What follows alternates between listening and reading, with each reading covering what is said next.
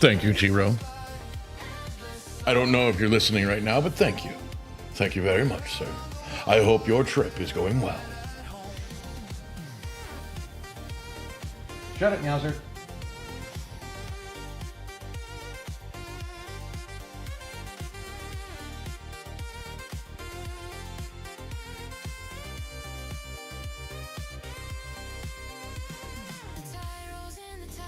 Well, I did ask, and I know you can't hear anything, but hey, I'm saying so.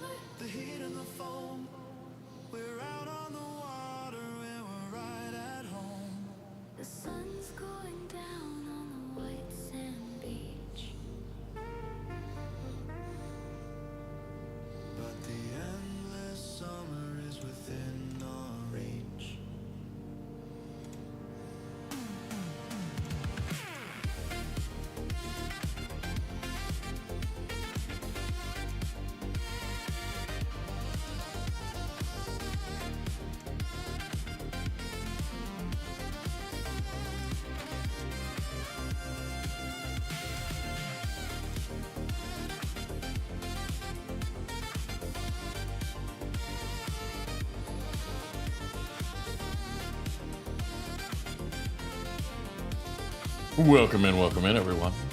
Long time no see. Hope you're all doing well. Hope you had a wonderful weekend. Hope you've had a beginning of a week that has been, well, at least staying cool. I hope so. But either way, we're here tonight. I'm back. I had a good time off. You know, visiting with a buddy, T-Row. And, well, let's just say it was horrible. He made me go out into public. I mean, like, I even had to go to, like, restaurants and an H-E-B, and I even went to a movie. Like, how horrible is that? And if you can't tell, I'm being sarcastic. It was actually a lot of fun.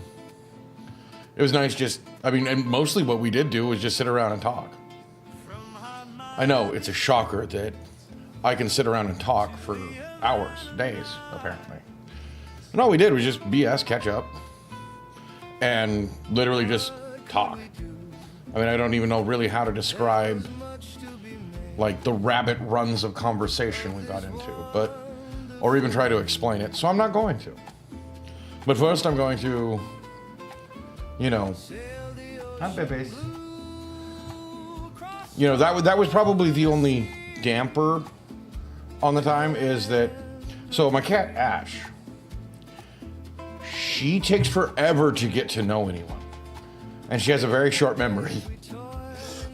So the whole time T-Row was here, she hid. She'd only come out at night, eat her food, use her kitty box, and then go back and hide.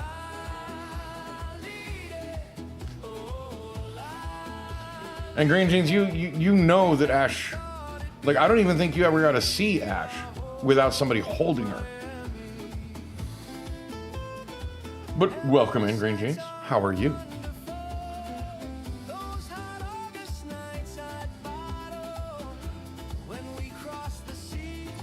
But anyway, you know, so the movie I went and watched, I keep wanting to say Resident Evil. No, Evil Dead. Burn. Because T-Row hadn't seen Rise yet, we watched it literally right before we went and watched Burn. I would not suggest doing that because Rise makes Burn look bad, which is really sad because there are bones of a very good movie there. And don't get me wrong, I'm not saying that Burn was bad. It was fun. It was good. There is that.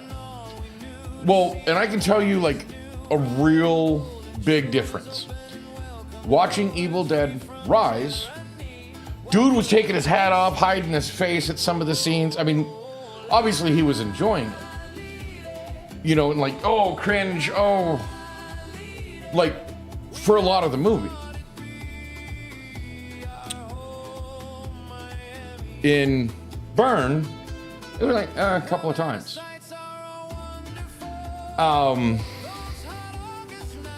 There was a few things that just, like I said, it's not that the movie was bad. I think watching Rise right before really made it feel off.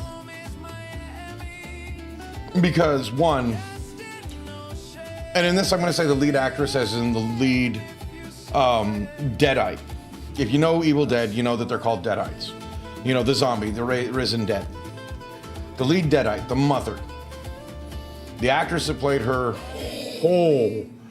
she had that whole uncanny thing down pat.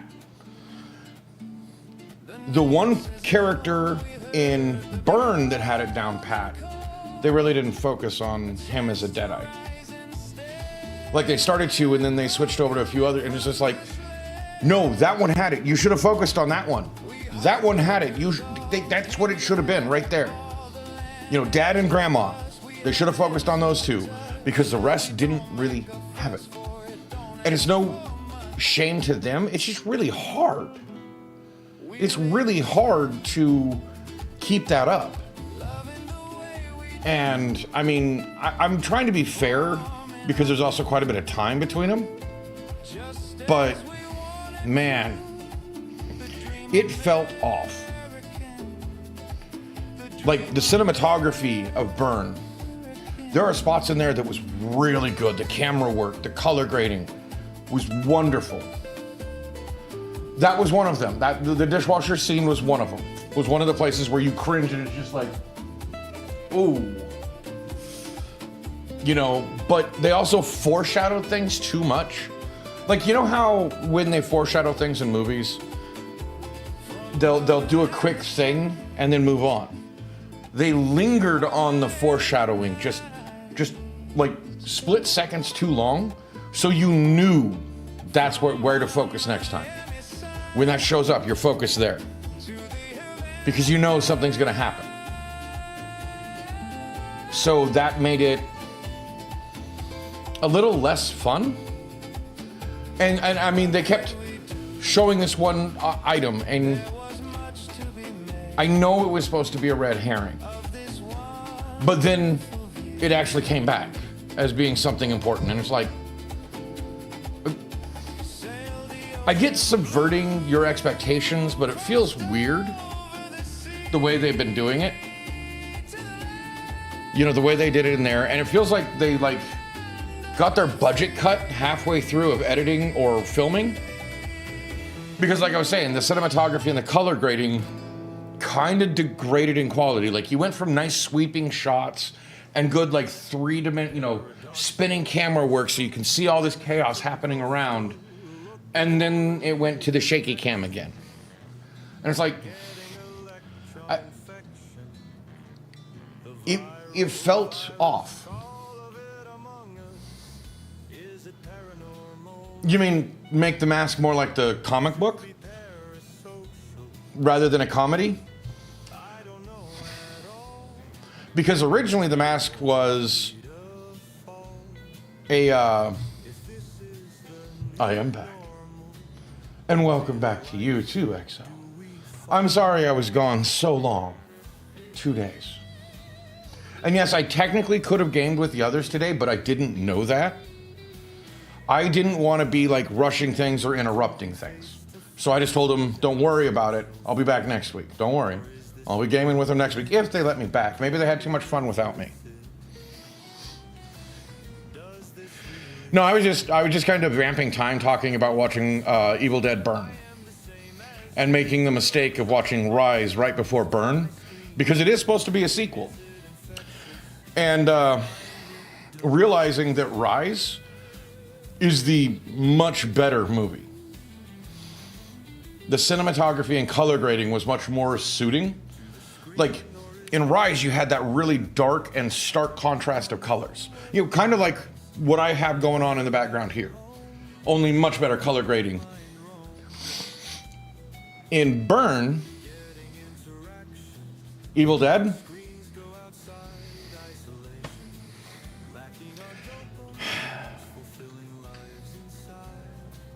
Evil Dead movies are fun. There's Evil Dead Rise, and the newest one was Evil Dead Burn. Not much into scary movies.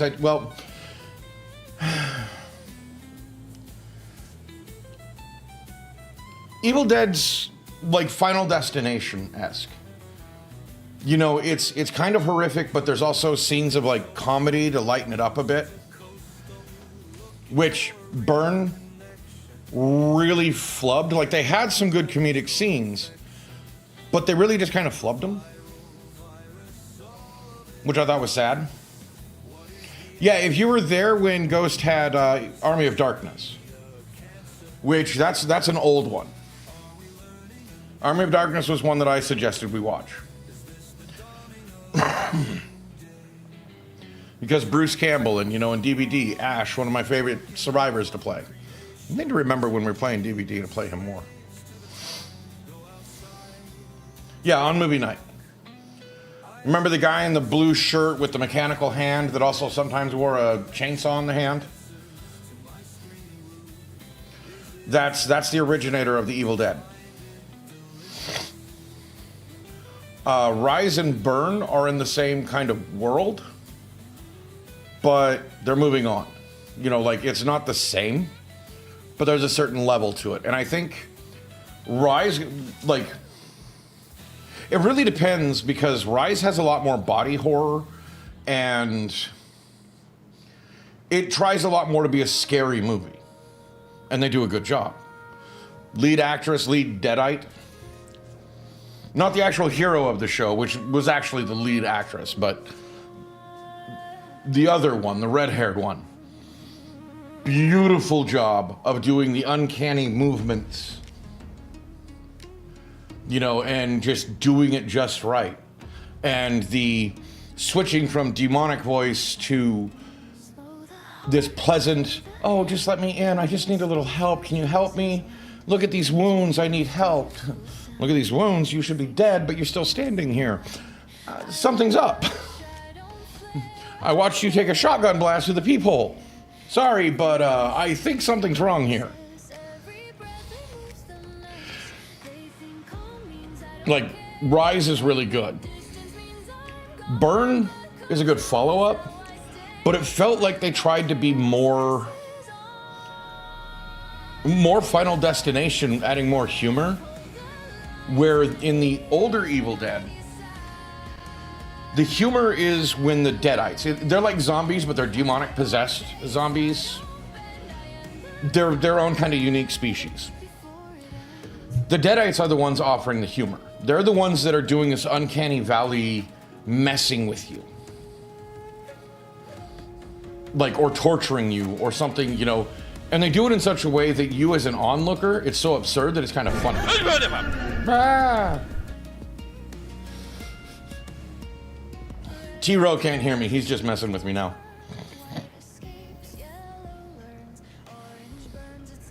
But, you know, I mean, it's... Again, I liked the movie. It was good. But Byrne just... Especially since we watched Rise right before, probably made it feel like it was lacking even more so than just a person going in and watching. See, in Green Jeans, T-Row said he liked scary movies, so I'm like, okay, cool. You know, because I know he was trying to talk me into watching, well, he didn't try to talk me into watching Odyssey. He asked me about it, and I'm like, no, I'm not watching it. I've read the Iliad and Odyssey. And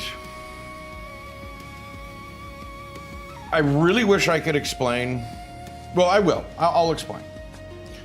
So, the actress they got to play Helen of Troy. I don't like her in that role, not because of the color of her skin, but because Helen of Troy was a tragic figure who was a maiden in distress that was using her wiles to stay alive, her wits. I know I'm going to butcher her name, but Lupita Nyong'o was way too strong of a character. This isn't a woman in distress. This is a woman you lock away because she's going to kick your ass otherwise. Yeah, however, like I said, I knew I was going to slaughter the name. Lupita Nyong'o, or something to that effect. She's way too strong of a character. She played Okoye in Wakanda Forever. If I remember correctly, that it's the same actress. But she... Hey, what's up, Nine Tails? And I would have seen her... I would have been happier if she had played Athena. You know, an actual strong character rather than... But also, again, you know, it's not that it's that big of a deal, because apparently she wasn't even on screen very long. I'll explain what really gets me down. The costuming. The costuming is what gets me to go, nope. I'm lost. Nope. It takes me out of it. The costumes to me looked like... Oh, nice. There's a point of tension, and I'm trying not to jump the gun. It's a Western. Isn't jumping the gun like the whole point? You know, the quickest one on the draw.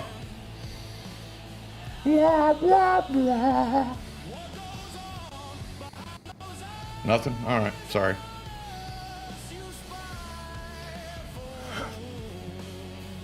But I just keep looking at those. Oh, okay, well, yeah, that's kind of... All right, you're right.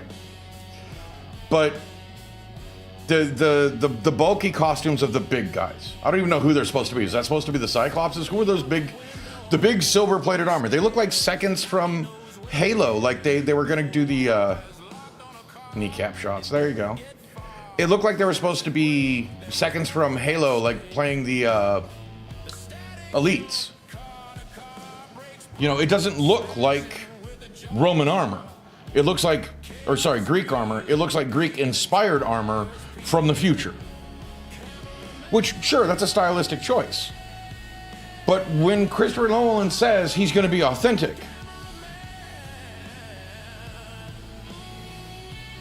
what was common at the time was bronze helmets with boiled leather breastplates, with bronze pieces or bronze capping to harden the parts. You didn't really have, full breastplates unless you were a king. Whatever you want to... Yeah, king. Yes, Troy got it right. Oh, and here's a hill I'll die on when it comes to movies. Hulk, 2003, by far the superior Hulk. Best Hulk in all of the MCU. And also the most powerful. And if you know anything, was the closest we got to a Devil Hulk on screen. Like, if you know anything about the Immortal Hulk, it's the most dangerous Hulk we almost got on the screen. Oh, The Last Samurai was a brilliant movie. Even though it had Tom Cruise in it. You know, in spite of Tom Cruise, it was a good movie. Because he didn't actually steal the show. I keep forgetting Tom Cruise was in it. But the lead samurai that kept kicking his ass stole that movie from him.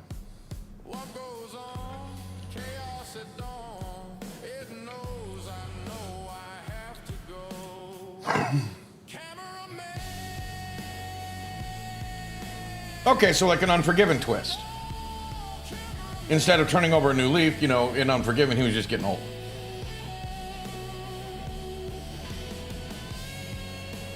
I like it.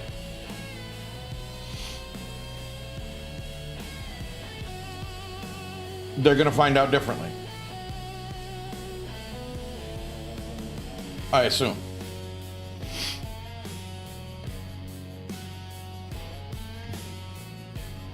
But yeah, I mean, he's the only Hulk on the screen that actually gets bigger as he gets mad. He's the only Hulk that actually can do the gamma burst, like the Hulks of the comics. So yeah, you know, and plus I think Eric Bana was the best Bruce Banner on the screen. That's my personal take.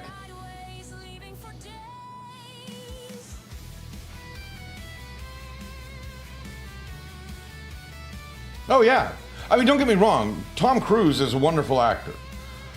I just like making fun of him. Let's be honest. I mean, even though even at his age, he could probably kick my butt. You know, with all the stunt work he's done, he's probably learned quite a bit of combat training. I don't want to mess with him. But yeah, I mean, yeah, Last Samurai was a wonderful movie. I even really liked the soundtrack. Had it for a while.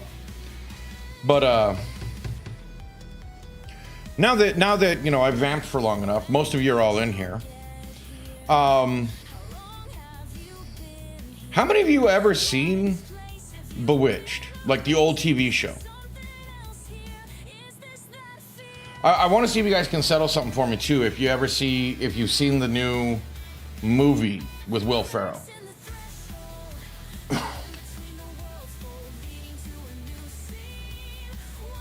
Ah, okay.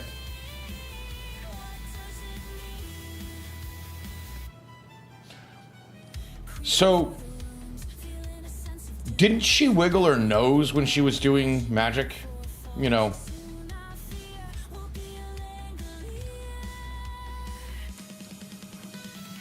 Apparently, no, she didn't. Now she moves her mouth. And her nose barely moves. Like, my nose moves more than when looking at the clips.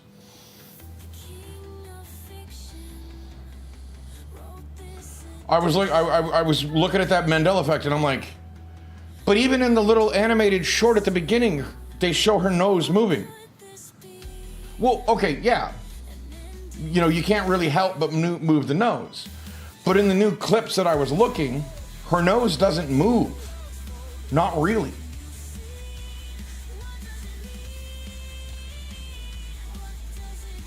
Like, it was weird. And I was just curious if anybody had watched the new Bewitched movie with Will Ferrell. I mean, I call it new, but it's much newer than the old TV show.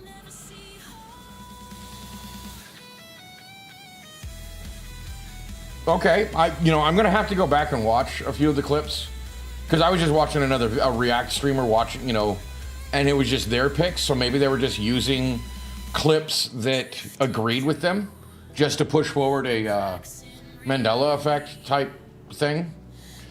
The other thing is that I know for a fact that I watched a bunch of videos a couple of years ago, 3, 4, 5 years ago, on the Mandela effect and how the K was missing from Chick-fil-A. Now the K's back. Like, I can concretely see CHIC. But now it's back to CHICK. Now, I've never eaten a Chick-fil-A. So keep in mind, I'm not a huge one, but it baffles me. And I wish I could go back on stream because I remember talking bad about Chick-fil-A at one point, and Infinite saying, yeah, it is back.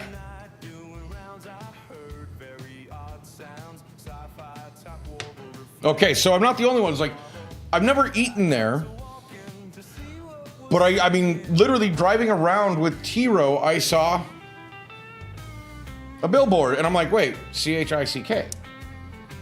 So apparently just the last few weeks, people have been talking about this. And I'm just like, that's confusing. Now, you know, the Bewitched knows Twitch. I could be mistaken, or they could be, you know, I need to go back through and do my own research on that one. I haven't. This is just literally stuff that I was watching like 20 minutes before I got started. In fact, I didn't even finish the whole video. But I do remember this, and it baffled me. When we watched Scary Movie, the first one, and EXO, I was hoping you were going to be here. So Shorty says, I see dead people in the movie. I remember when we were watching that, I was stunned because I remember him saying, I see white people. Well, as far as I know, he's still on the road heading back home. But he should be getting there anytime now. Right, Ninetales. I mean, I know that was part of the nose twitch thing, was she was casting without being noticed. You know, so maybe there was different ways of doing it, and I want to see. But they're saying that she didn't use her nose at all anymore. It's just her mouth. Like she was trying to use what in D&D was called somatic components, which is talking. Like in a ventriloquist way, is what this looks like. It doesn't look like she's twitching like this. It looks like she's suddenly talking out both sides of her mouth. You know, like casting something verbally without being verbal. Whereas the nose thing would have been more like the hand components. You know, being able to cast with your hands and doing certain movements without actually, you know, giving off any kind of ritual significance.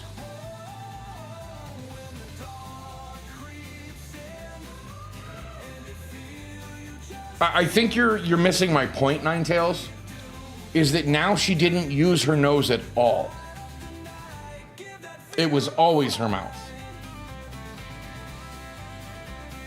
Is what I caught. I haven't had a chance to look up any clips for myself.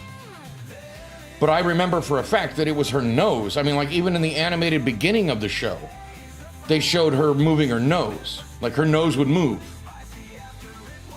Not her mouth. So, I don't know. It's kind of baffling. Did I lose you, Gossip? Okay. So I'm not trying to disagree with you that she could have used both. But that it feels like they downplay, like the nose isn't really what she's doing. In the clips I saw, it was her mouth. Oh, that's fine. I was just meaning, like, didn't we have a conversation during watching Scary Movie 1 about, you know, I see dead people versus I see white people? I swear that he said white people. Like, I swear that even the shirt on the poster said I see white people. And now it says I see dead people. I actually did look that one up. Right, well, now the clips say, and even the poster says, I see dead people. Like, what's the point of that joke then? He's just parroting The Sixth Sense, not making a farce of The Sixth Sense. Because, I mean, saying I see white people as Shorty right in that scene is hilarious because he's surrounded by a bunch of white guys, including whatever they call Ghostface in the scary movies.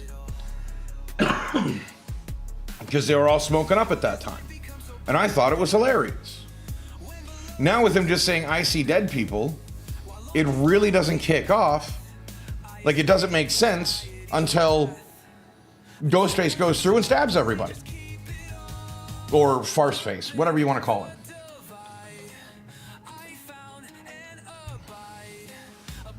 So, yeah, it doesn't make sense. At least to me. And then we have fart face, sure. Because I do some fart jokes. Scary movies are kind of fun. Well, the first like 2 or 3 are pretty good. Then it was more fun making fun of them. But still got a couple more to talk about. So in Charlie and the Chocolate Factory, when his family buys him the Wonka treat, we'll say, at the very beginning of the movie, the one because it's like his birthday or something and everybody pooled their money to get it for him, what'd they get him?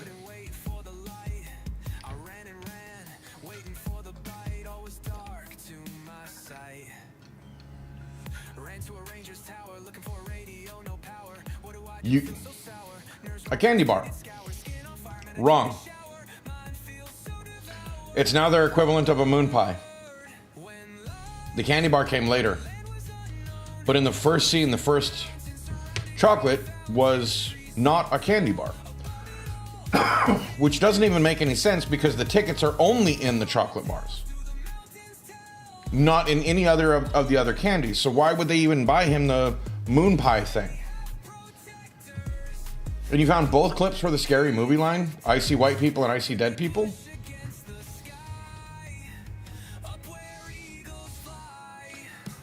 Well, okay, there's memory lapses, but there's a thing that, it should make sense in the context of the story, right? What, were they just trying to tell us that how poorly his family didn't pay attention to the challenge here? And that they literally pooled the last extra money they had to buy the wrong thing?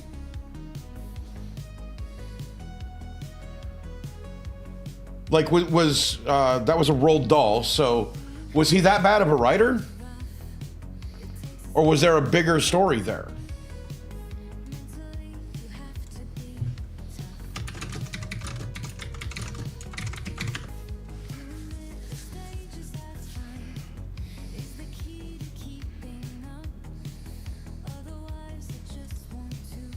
Yeah, see, they keep saying that the I See White People is from Undercover Brother.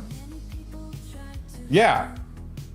That's what I was just looking up. It's like, wait, you found it?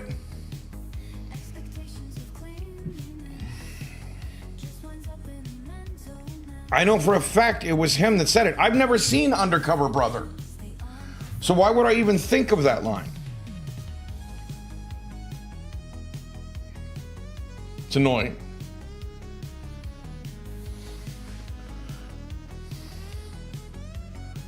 It's just one of those things, it's like some of this stuff just does not make sense in context. Like, if you're doing a parody movie,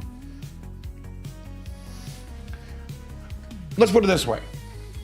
If you're going to parody something, if you're going to make a farce of something, just saying I see dead people is like Weird Al Yankovic making one of his spoof songs of Michael Jackson Say Bad, only he just changed up the instruments to the accordion and, goofy instruments, instead of that, but tried to keep it on beat. Well, yes, that would be kind of funny. That doesn't work as parody.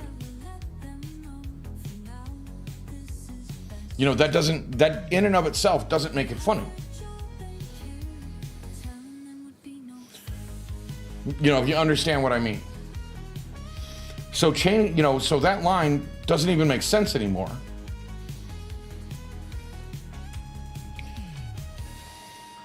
So we've all seen Looney Tunes, right?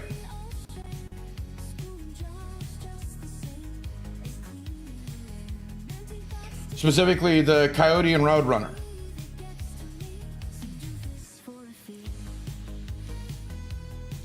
What is the Roadrunner's catchphrase? What does Roadrunner say?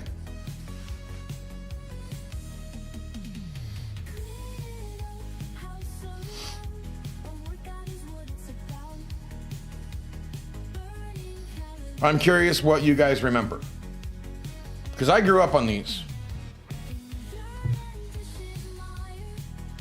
And I know a lot of people have grown up on it. What does the Roadrunner say? To scare Coyote. Sorry, it's more of like a sound effect than a... Right, meep, meep. That's what I remember. Nice one, Ninetales. Apparently, it's beep, beep. As in mimicking a car horn. Beep, beep. Not meep, meep. No, it's always been meep, meep. If it was beep, beep, why would I make up meep, meep? Like, right? I won't accept that. Like, that doesn't make any sense to me.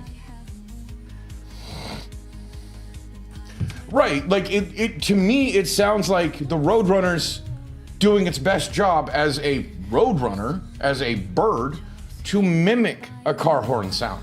So it comes out meep meep, not meep beep, beep beep. Like I can even hear the difference. And it's just like, what? It makes zero sense to me. Like absolutely zero sense. That I could have got that mistaken all these years.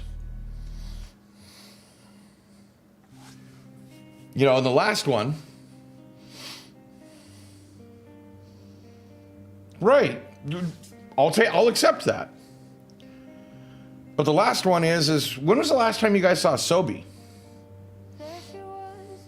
Do you guys even remember Sobe?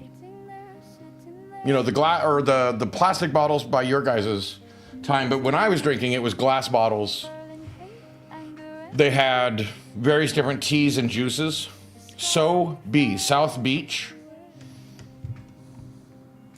It's a drink.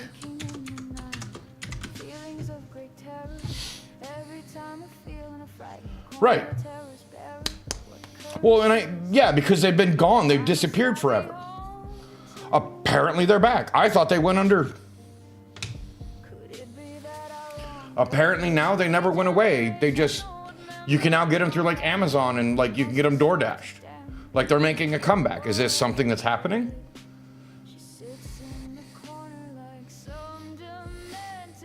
Well, and that's what I liked about the Sobe is that while it had sugar, your bestie is saying beep beep. Well, remember, according to a lot of people, Mandela effects, it's two timelines merging. So there are going to be people from the other timeline.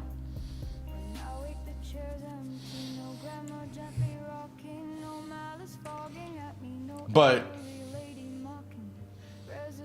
yo, bestie, you about to get beep beeped. How about that?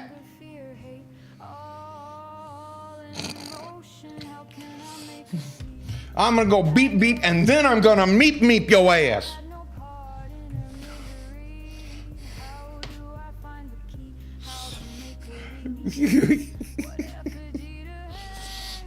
I'm gonna show you the definition of meep meep. Pardon me, I probably lost my mind. It's been a while. I feel rejuvenated.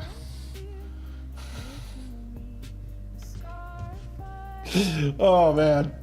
But yeah, I mean, Sobe's apparently making a comeback, which, like, bro, I used to drink the Sobe Power. It's a cranberry grapefruit. Rejuvenation. The power of getting my ass out of the house and out of my little rut for a while. It's great. Yes, the power of rejuvenation. I see you quiver with anticipation. Oh, Rocky. I do a terrible Tim Curry. I'm trying. Tim Curry as Frankenfurter. Brad, Janet, Dr. Brad, Janet, Dr. Rocky. See, I'm losing my mind just thinking about Rocky Horror. I need to sit down and watch that again. I haven't watched that in forever. It is not everybody's cup of tea. I perfectly understand that, and it is absolutely hilarious to me. But yeah, I mean, Sobe, I used to drink their cranberry grapefruit, which would not have been two combos of flavors I would have put together, but it was like called Sobe Power. Man, it was really good. All right, sounds good. Yeah, because I screwed up on that. I was talking to my mom and I left the house too late. So he'd been sitting there waiting at the bus station for like 10 minutes. Oops. I felt kind of bad about that. I even got to take T-Row to his first HEB, which is hilarious to me because as far as I know, he's lived quite a long time in Texas, if not all of his life. And I'm the one that takes him to his first HEB. We picked up 2 of their pepperoni pizzas and did a light doctoring of them. Little onion, little bell pepper, and extra cheese. Fiesta style if you care. And cooked those. They were very good. That was like our meal for a day. Went, watched the movie kind of early in the day, and then grabbed the pizzas on the way home.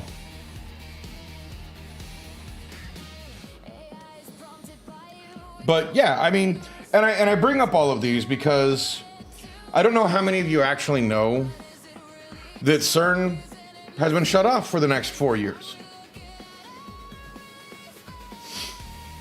Because they're upgrading it. And now people are talking about new Mandela effects, new things they're seeing and weird stuff.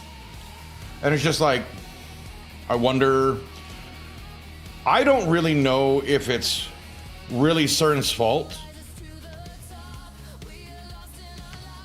Relive your first HEB experience? HEB? Well, and I even have, the HEB Plus and Fresh just down the road from me, so it's one of the big ones.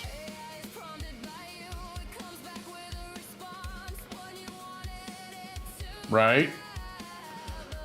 There's so much more. Like, and also I can just go and like they have the sushi. I can actually watch them prepare the sushi and I can grab it. Like, I'm just like sitting there like, man, I need to go do that at some point. But, sorry, I was looking at my cat, by the way. She's just laying over there. Yeah, because I was mentioning it earlier. So my cat, she's kind of a rescue. She doesn't like men. Like, really. She's known me most of her life. And it's only when I'm the only person around that she's even really warmed up to me. Not because I've ever really done anything to her. But, it's just the way she is. So she literally, while T-Row was here, hid and would only come out at night. When he went to bed, she'd like make an appearance. I mean, she was still eating every day. I made sure that she was eating and drinking. So it's like, okay, you're fine. You just want to hide. And I put all of her stuff like in my room, and that's where she was hiding. Because we have this like bench window seat thing, and I have blackout curtains and then a big ass comforter in front of that because I really don't like light when I sleep. And she'll wiggle her way in between the curtains and the comforter, and she has like this airflow through there, so it's not like she's overheating herself, but she feels comfortable and hidden. That's where she chilled all day. So she'd come out at night, but by then I had already closed my door, and I moved her cat box, I moved her food into my room. So she'd get feisty, she'd want to play at about 3 a.m. Or at least come up for pets.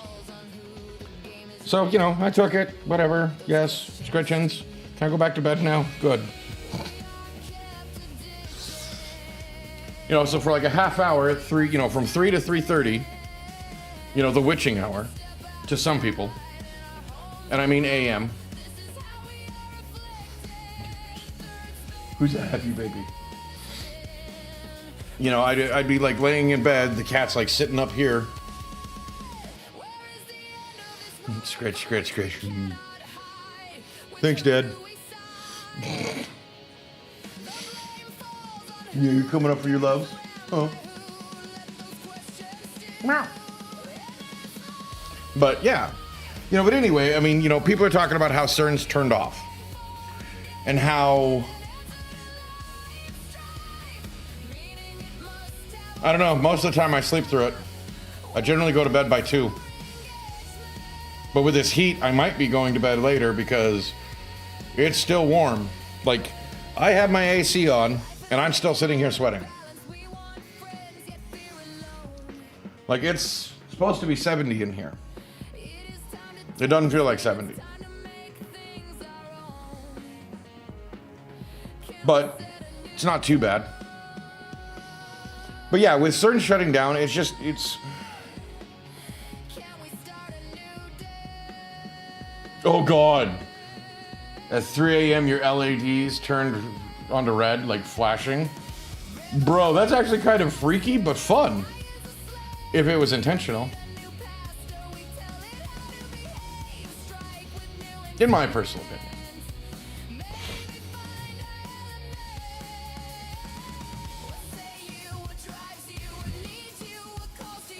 See, can I do that with this?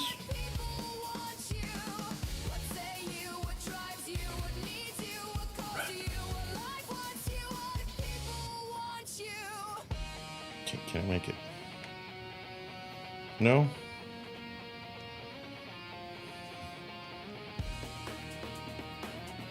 I can do that.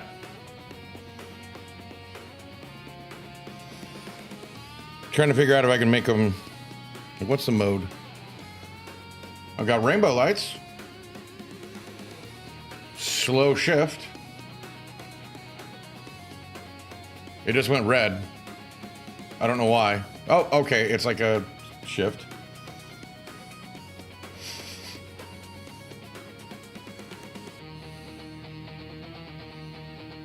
Hello? What was that? Kind of like a marquee thing. Welcome in, Infinite. What does the Roadrunner say? Just trying to play with my lights a little bit. But they don't want to do anything. Super bright. Yeah, see, that looks... It washes me out. Like, yeah, it's brighter, but it washes me out. I like this. As the camera adjusts, I look better.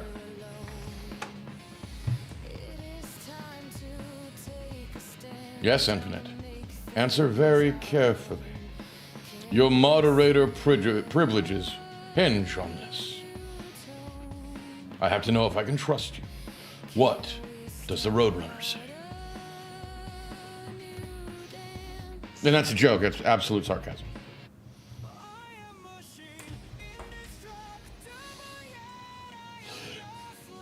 So, while we're waiting for Infinite's response, oh, what does the Roadrunner say? This song I literally wrote off of somebody's playlist that they sent me. Mods take her privileges. So you come from the other timeline.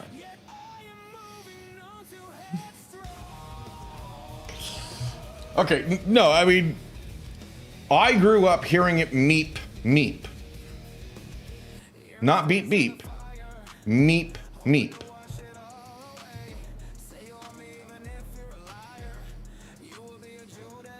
Beep, beep. Not beep, beep. Oh yeah, backtracking now? Can we trust your answers? No, I mean, it's fine. It's just a joke. Well, of course you... Well, it's definitely not peep, peep.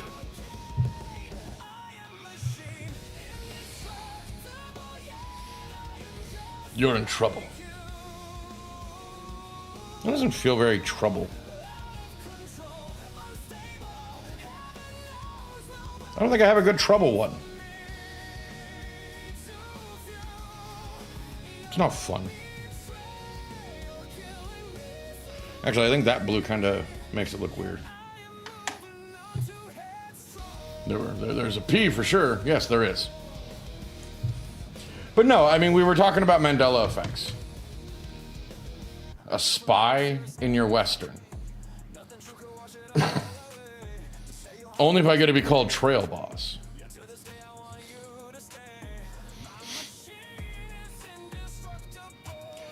But we were sitting there talking about Mandela effects, and I remember when we were, well, you were there, Infinite, when we were watching Scary Movie. I'm pretty sure you were. What did Shorty say at the very beginning? Or in the very first movie? You know, I see...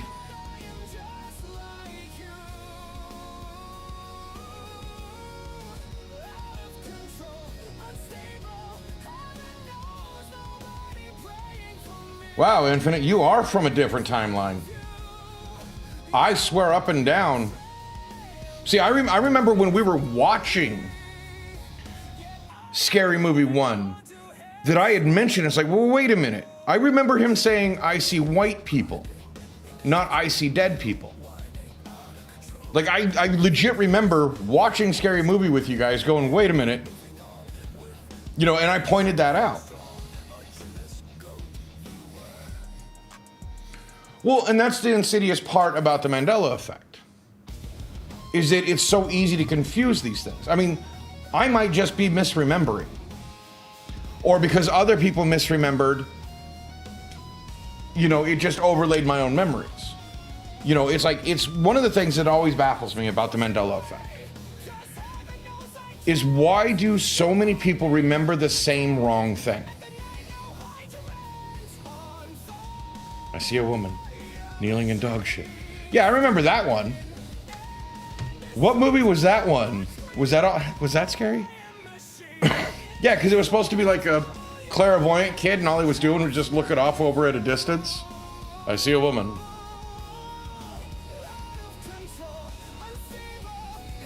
No, that wasn't The Shining, because this was a parody.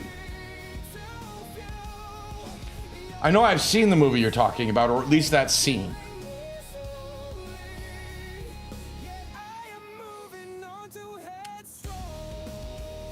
Because The Shining is Red Rum. Red Rum. Which they parodied a lot.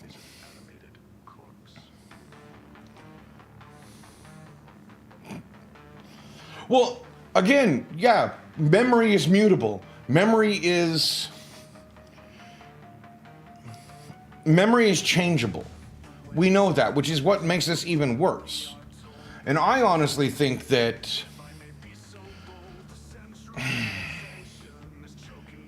I think there are things that people are taking advantage of and changing subtle things so that we're unsure of our memory. So when something changes, we're like, oh, I'm the dumbass, and move on. Even though there's tons of unrelated things.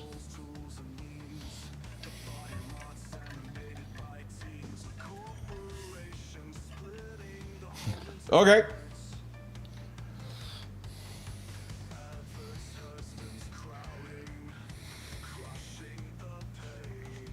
I don't know. It's just one of those things that the Mandela effect always, you know, I always enjoy. But it also kind of blows me away.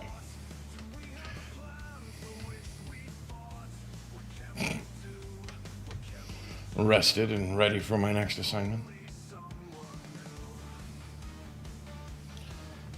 We'll see.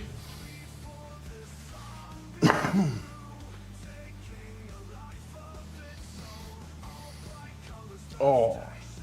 But I am going to go take a quick fiber. I know I'm a little early, but I'm going to go take a quick fiber. I'll be right back.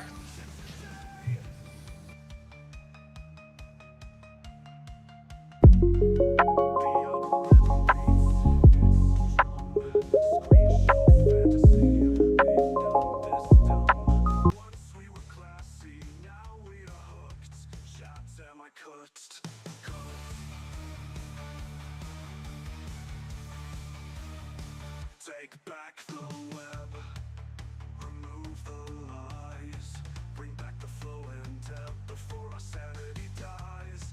IRL is not life at all, just a stage and downfall. We've only ourselves to blame on this prize. It's rings, tongues and bells, giving us all false highs. Sleeves grab and hold so we can do as we are told.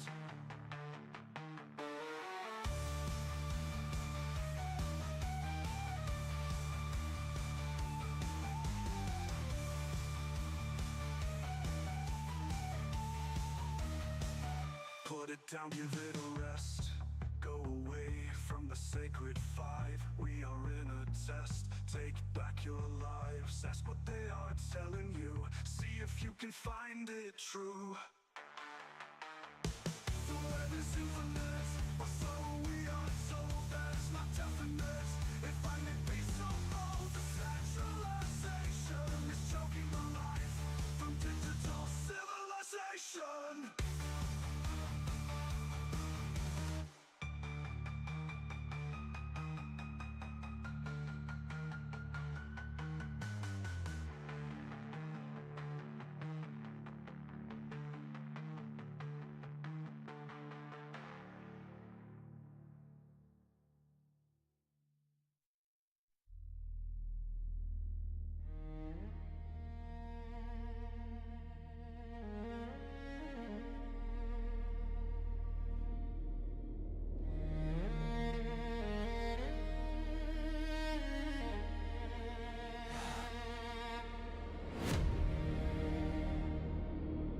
No counting now.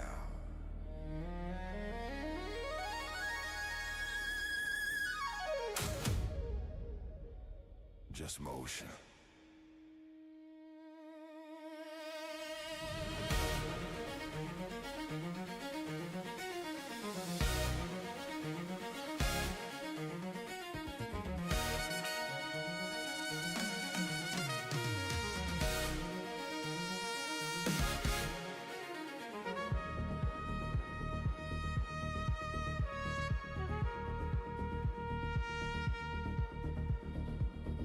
Don't need the room anymore. You learn what it was for. You don't need the door. You know how to leave.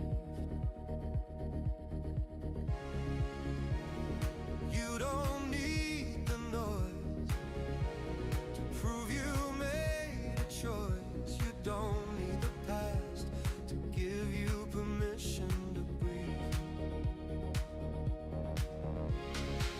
Some things stay, some things fade, some things only teach you how to walk away. You don't carry the weight, you carry the lesson. Time doesn't test you now, it listens. Carry it forward, carry it clean. Not every fire needs to be seen.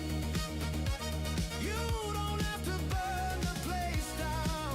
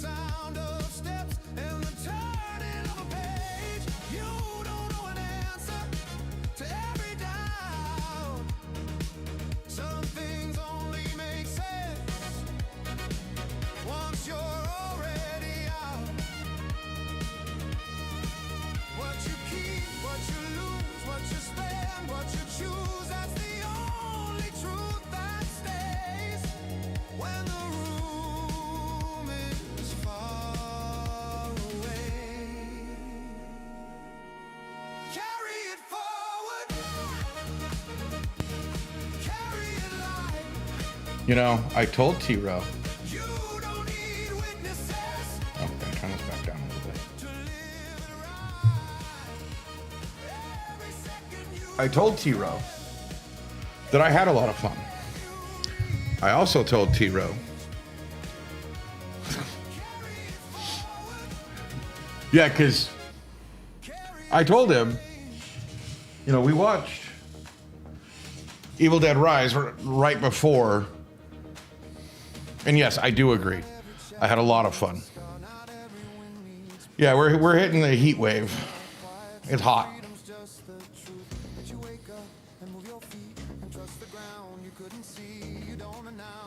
Oh, man.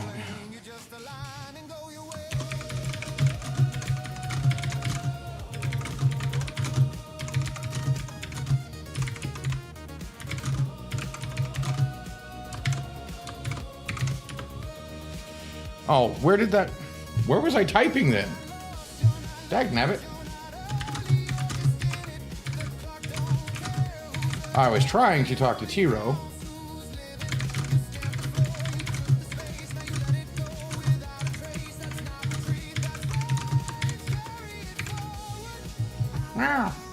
Yes, I got lost.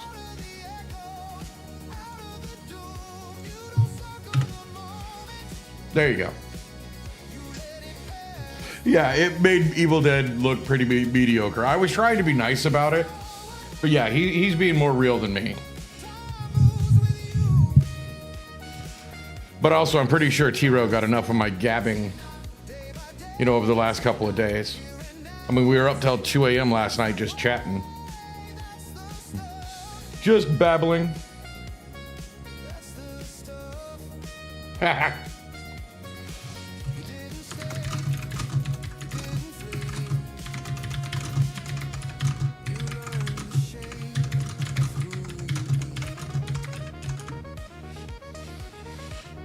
But yeah, I mean, it's just what I do, you know. It's it's why I do this. I love talking, you know. I love having an audience. I love having people to talk back and forth with. You know, I don't know. I enjoy the hell out of it. But I mean, and our conversation ranged all over the place. I can talk about anything. Well, and now Tuesdays, since I finished Radio Light, I'm going to be doing Fireside Chats Tuesdays and Wednesdays, because it's going to be basically 2 days of chatting, 2 days of drawing, and I play game solo on Monday, game with the group on Wednesday, game with Ghost on Friday. So I have 3 days of game, 2 days of chat, 2 days of drawing. So we're gonna have more. I don't know exactly how it's gonna go, what it's gonna do. We'll figure out some kind of format or something. Mostly it's because more huzzah. You know, there's not a whole lot of single player games that are really called to me right now. Yes, hi, Face. You keep this up, I will grab you and show you off on stream. I promise. And welcome in, Ghost. So, Ghost, I have a challenge for you, because you've seen both Evil Dead Rise and Evil Dead Burn, or have you not seen Rise yet? Meow. Come here. You haven't seen Rise? So I made the mistake of watching Rise again. Yes, you are purring. Right before watching Burn. You don't really have to watch the one right before Rise. Yes, big piece. Are you done? Okay.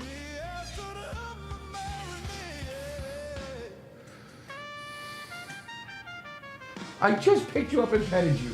Why do you want more? But,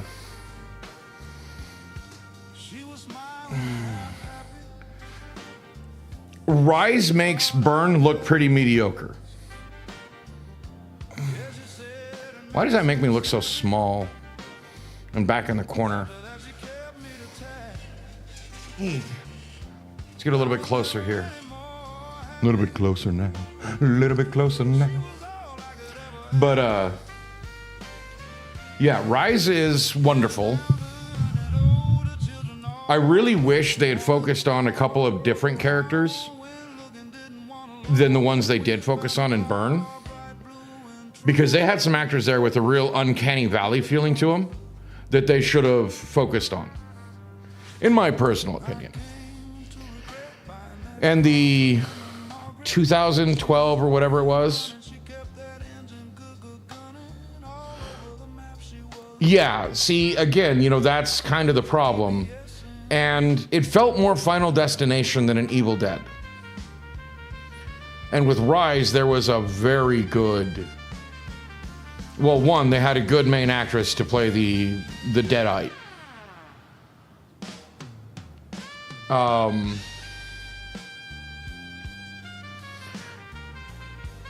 No, Final Destination did it better. See, that's the problem. And honestly, Final Destination 1 was the best one in my personal opinion. But Bloodlines was pretty good.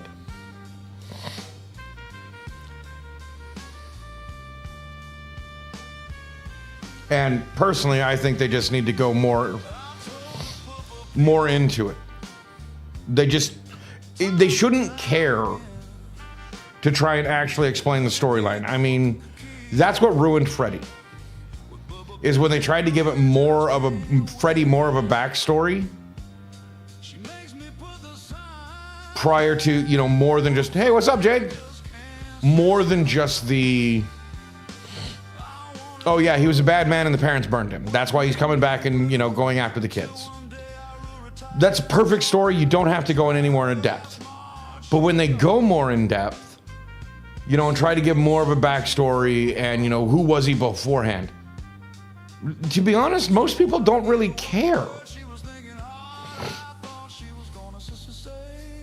In my personal opinion. Like... I mean, especially,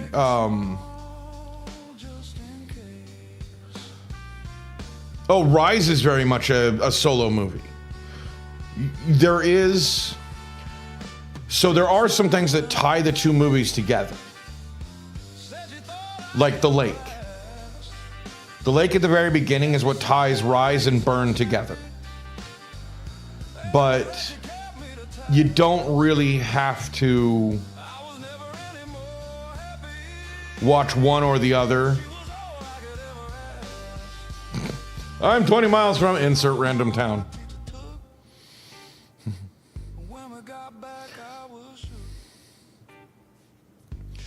Got a question for you, Ghost. And Jade, now that you're here. What does the Roadrunner say? I want to see how many people in my chat are from one timeline or the other. I want to see how, you know... Well, Infinite, you and Jade.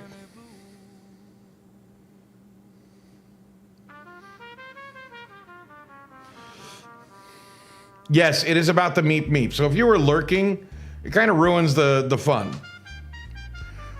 See, I always hear it as meep meep, not beep beep. Right, Ghost cheated, doesn't count.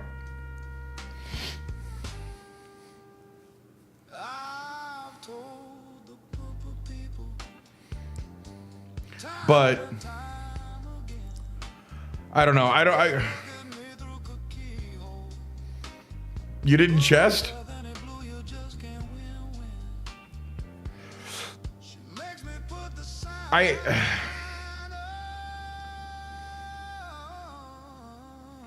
Nowhere, say hi to Courage. Nice one, Infinite.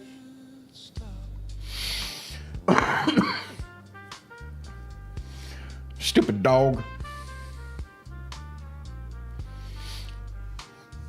The funny thing is, I actually found out that was actually based on a real, like, image.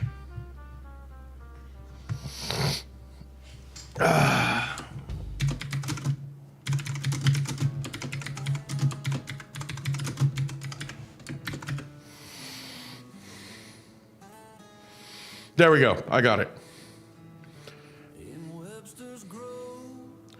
But I don't know. It's just kind of interesting to me to see where people fall. Because I honestly don't really care.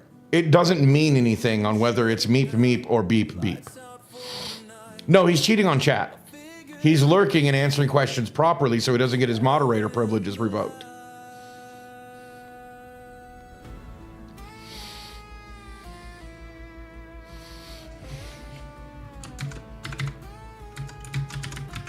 Right.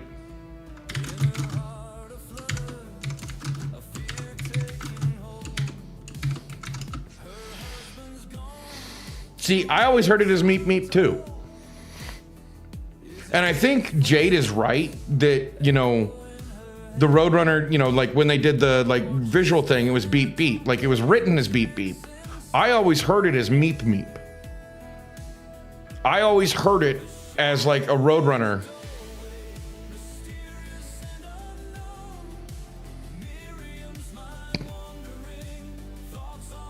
Rando, as funny as it is, the fact of me just, my mental image, I know what you're saying, my mental image literally has you stealing actual peaches from Ghost and just splat, splat, splat, splat, splat, splat, splat.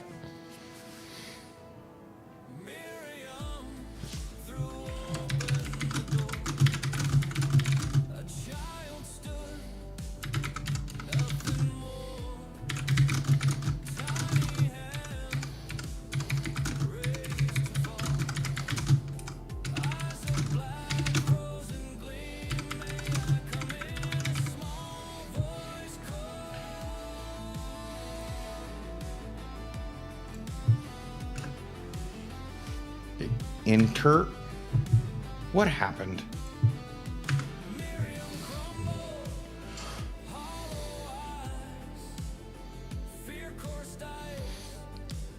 If you're downloading it on Steam, you'll just have to give me your friend name and I can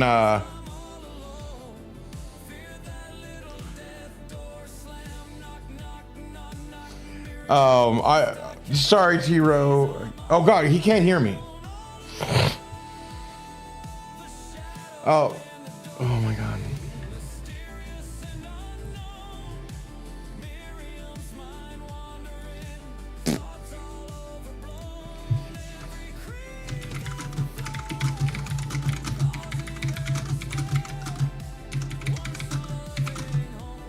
Why does it keep doing that?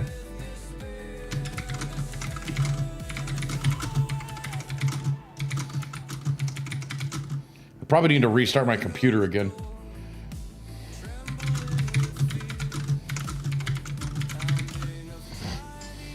Oh wait, actually, aren't T-Row and I friends on Steam?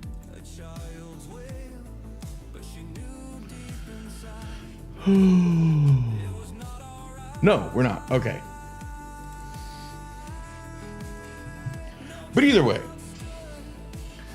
I don't know. It'd just be interesting to me to just find out which side of the line people end up on when it comes to certain Mandela effects. Like, I specifically remember my mom buying Jiffy. Yeah, true. If I actually look, I haven't been paying attention. Overwatch. Overwatch? Bruh. Not even a good one? I mean, Overwatch, wasn't that the one that they started doing a sequel and then just nobody switched because it wasn't as good? Ha! Oh,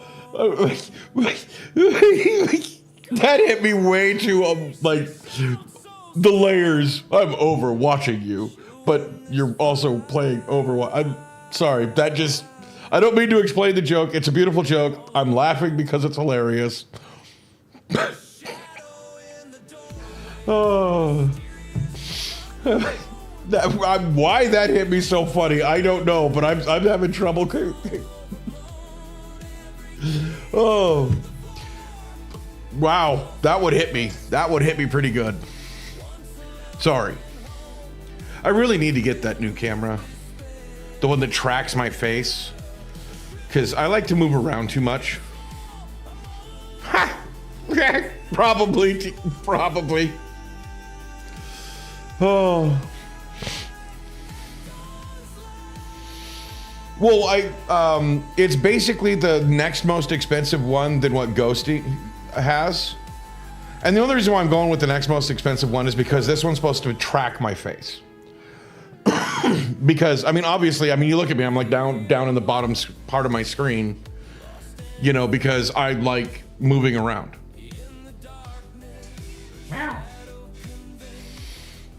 You know, and I want it to like follow me. But it's like $250, so I don't have that yet. Meow. I don't know, maybe I'll get a bunch of birthday money in a couple of weeks. What day is my birthday on anyway? Am I streaming that day? I might stream that day anyway, depends. You know, yeah, I might stream that day anyway. See who shows up for a Saturday stream. Yeah, it's telling me it's Saturday. Dang, July happen to have 31 days. If it had 30, my birthday'd be on a Friday. Right. I don't know. I might. I don't know.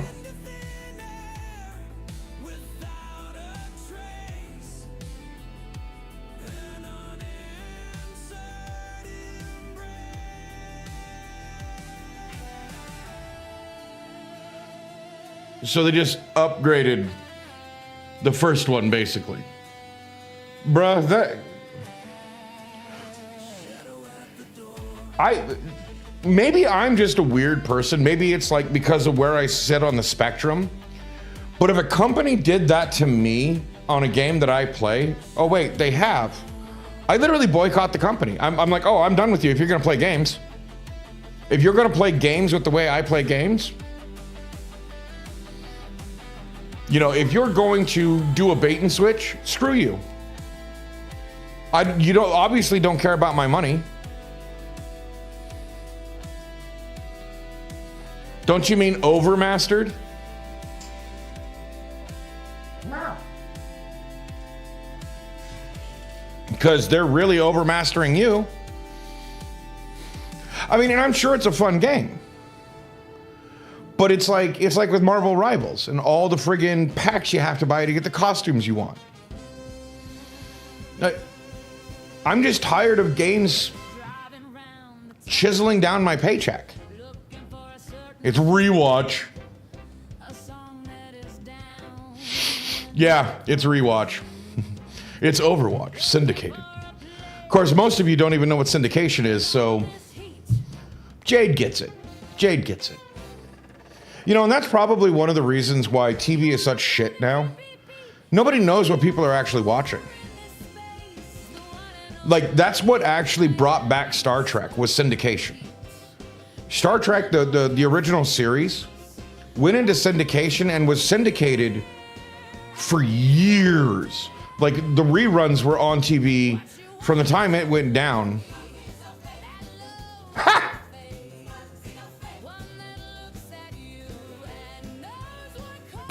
Oh my God. Oh.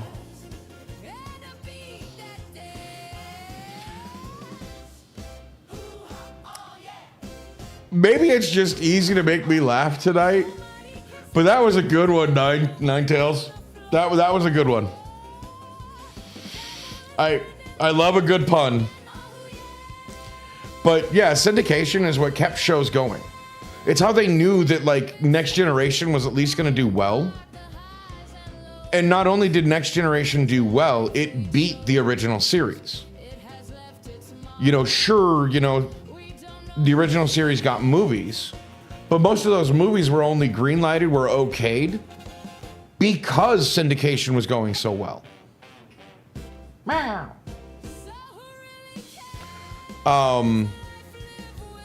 Sorry, she meows at me, and I have this bad habit of meowing back. But you guys know that.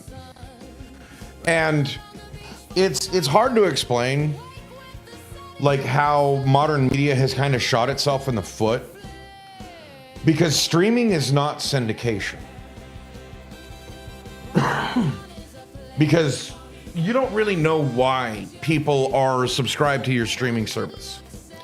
I mean, if you have a Walmart Spark Plus, whatever the freaking Walmart, subscription thing to get things delivered or whatever the crap it's for, you get one of the, what is it, Paramount? You get one of the streaming services. So that counts as a subscription, to your service, even though the people aren't really paying for the service. But they're a member. And I think for a while, wasn't Disney Plus under something like that? And it's just like, we don't really know why people have subscriptions. I mean, Netflix is the only one that I think doesn't really get handed out with other people. Oh, do I need to move? Is my feet on your ottoman? I'm sorry. The people probably want to see my face anyway. I don't know why, but apparently they do. Is that better, everybody? I'm here.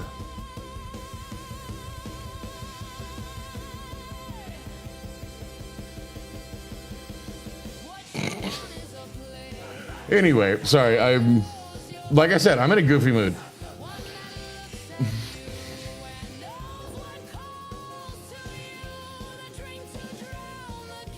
No. I don't even think my mother loved it, but my wife does.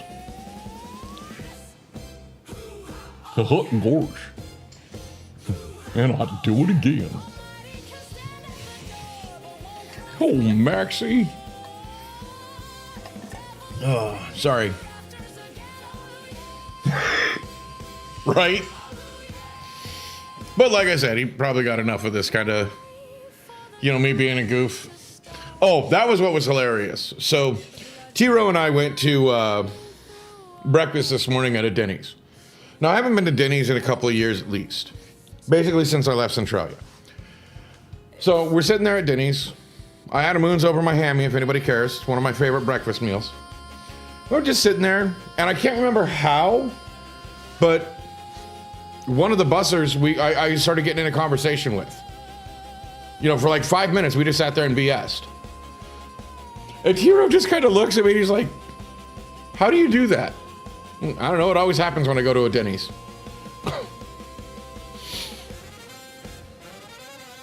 I just always end up talking with the staff. I don't actually try to force the conversation. They stop and talk. So I just keep the conversation going. It was hilarious. And it wasn't like we were talking about anything specific. I think, oh, that's right. I noticed that somebody had over tightened the pepper and it had cracked the top. And I'm like, hey, bud, the lid to this is cracked. And I just noticed because I was putting it back after using it. I was like, crap. I'm like, I don't know if it matters, but, I just thought you guys should know before somebody breaks it and has pepper all over their friggin' plate. And then we got to talking, and it ranged from his rig and, job there. If somebody's looking for a cook's job, I can hook you up, but you have to be here. Apparently. Because one of their guys called out, and they're done with him. They're moving him to 1 day a week. Like, I just found all this out just talking this morning.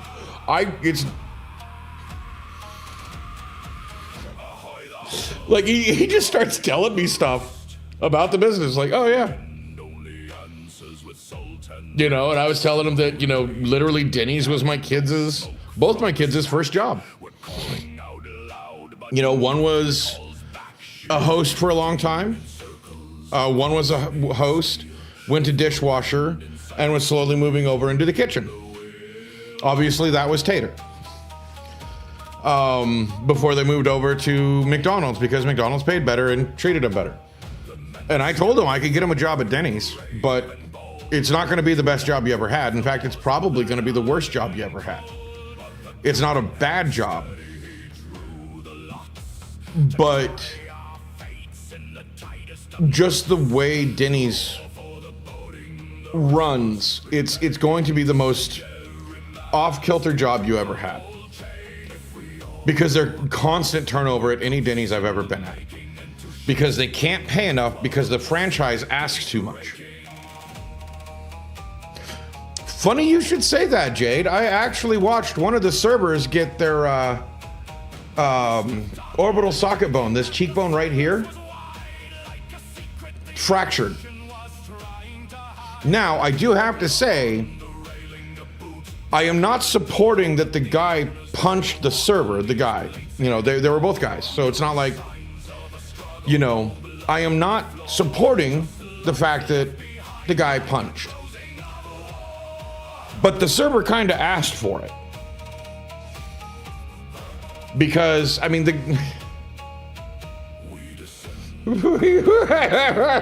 T-Row not being able to hear and then you read chat. So sad T-Row's missing this. What? No MMA fights at like Waffle House? Yeah.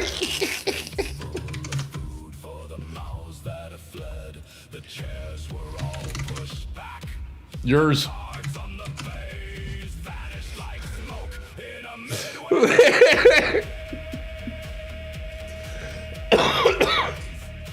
See, that's what makes it so funny. Almost home free.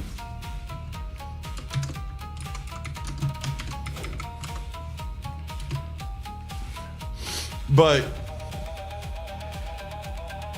and it all happened over something stupid. Me and my party were sitting over in this booth, and it's one of those booths that the booth seat extends like half the store, and it's like on a back wall. Like, it's several tables, but the booths never end. So it's all like all of this one bench.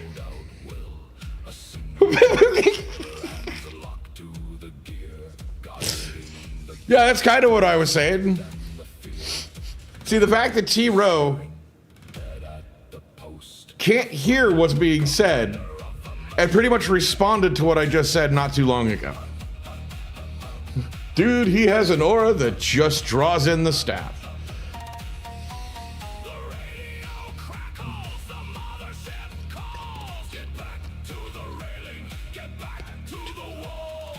But anyway, I didn't know this guy at all, and they were talking like they were buddies. I don't know what to tell you, man. I just try to find common ground with somebody and talk with them. I mean, and this guy was like really forthcoming, by the way. He was like, "Oh yeah, I've been in and out of this Denny's for 15 years. In fact, I'm back now, just fresh out of prison. I mean, I was in prison for like 5 years, just got out." Like, I mean, how do you open a conversation? Like, somebody you haven't known for more than 5 minutes, and you open you not open it, but that comes in. Yeah, that was literally part of the convo. Like I said, he also told me, he's like, "Oh yeah, we had a cook that just called in. Now we're just shifting him to 1 day a week." He's telling me about the scheduling of the people. I mean, it's just funny. And I think what really opened it was like, "Oh yeah, I used to work at a Denny's years ago. I was a dishwasher." Yeah, he didn't like the cook that just didn't call in. The ones that he was on the floor with, he didn't have a bad word to say. It was the one guy that called in. I'm sorry, I know T-Row can't hear, but he's basically responding to what I'm saying, and that's what's hilarious. Like, this legit corroborates what I was saying. What I'm saying now about how the conversation, it's like, this legit happened. And, I mean, it's just funny that this just goes back to what I've said in the past. I meet people and they have two. There's only two real responses. They either like me or they hate me. There's really no in between. I'm beginning to wonder if he's faking not hearing. Because he's like responding pretty freaking well. He's got it like on 2% volume and just holding it up. You know, because the guy next to him is sleeping. It's like, who in this day and age doesn't have earbuds? Come on, T-Row, get with the times. See, now we'll know if he can hear me or not. You're calling him out.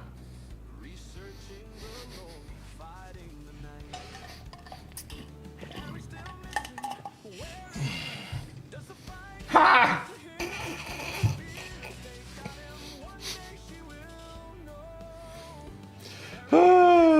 Oh, I'm sorry, that's funny. That's funny. He's like, oh, now he admits it. I don't think T-Row had earbuds when he was here. Probably didn't want to leave him. I don't blame him. Oh. I don't know. It's funny. You know, T-Row's right. You know, I mean, I do kind of have an aura. T-Row, it's fine. We're just giving you a hard time, man. Oh.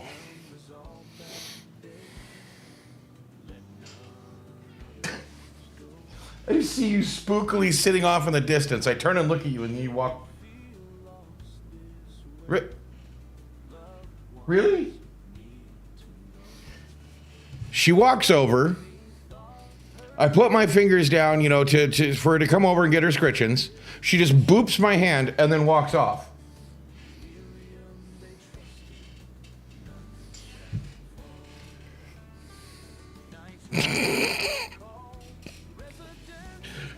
Well, yeah, and I started telling him about when I saw a server get their cheek fractured and literally quit the job, like they should have, because he was terrible.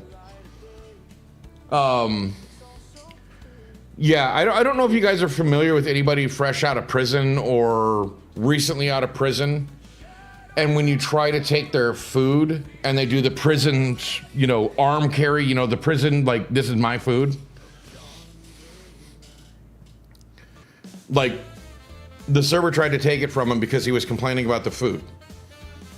And the server's like, well, fine. I'll just take it back to the kitchen. You know, you get nothing. I won't even charge you for it. And went to grab it, and the guy does the prison cradle over it. And this server, thinking all cocky that I'm gonna be there to save his butt or something, looks over at me and like, can you know, basically does this facial expression of, yeah, can you get a load of this guy? And I'm looking at him like, are you dumb? You know, not like I'm supporting this at all. I'm literally looking at him like, are you dumb? Like confused, like, are you being serious? And he goes to reach for the plate again. And that's when the customer literally bounces up, uses the booth as a backing, and just bam, right on the cheekbone. Sends that server ass over appetite. And I'm just like, I mean, I get up and I try to stop the guy. You know, I immediately get up, you know, I was like, hey guy, you need to stop. You know, that was wrong. You need to stop. We need to get this taken care of. And he just pushes past me. I'm not laying hands on him. I'm just a customer. But I follow his ass outside. I get a picture of his license plate, and I wait for the cops. Ass over appetite. Oh.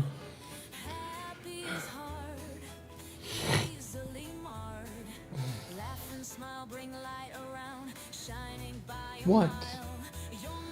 What? You're just very staring at me. What do you want? You're not even meowing now. You're just staring. Sorry, she's just sitting there.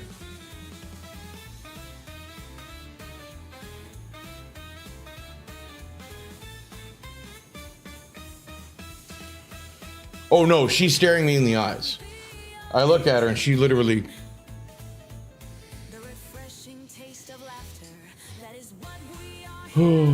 But no, she's definitely not staring at behind me. No, she is. Yeah, you're staring right at me. I put my finger out there like this, and she's.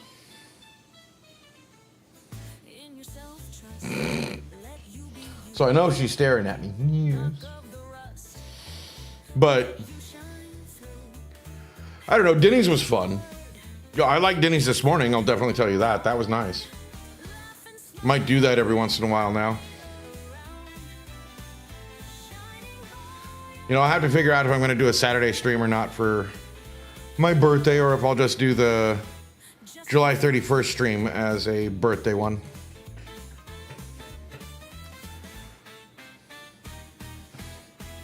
But, I mean, it's not like anybody's going to be around, so I might as well spend it with some people.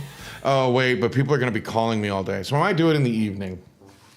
I just realized that. It's like, oh, wait, I have family that actually calls me and friends that actually call me on my birthday.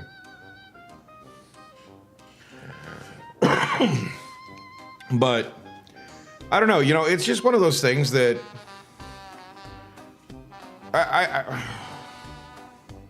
yeah, damn, when peeps care about you. Well, it's mostly what I'm worried about is when it's my siblings and my mom. My mom loves me. She'll call me. She'll talk to me. My siblings will call me. But they do it more out of obligation than any real caring. Because they don't call me any other time, no matter how many times I call them just to catch up and see how they're doing. Yo, it sucks. You know, because I do actually try to keep the door open, but, you know, whatever.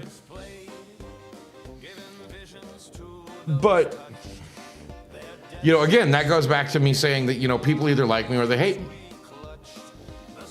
You know, I mean, even my siblings, you know, it's like, and I don't think my siblings hate me, don't get me wrong. But I think they get really frustrated with me. That they can't really influence what I do. They can't really go, oh, you know, you need to do this or do that, or, you know, or even just, oh, I don't really like what you do. It's like, well, that's your opinion. And you're free to have it, you know, but I'm going to do what I want to do. Now, my friends and stuff, you know, they're going to call me, you know, catch up, see what's going on. Well, not really catch up. We do keep in touch, so. I'm free. What, did somebody give you a sock, Dobby?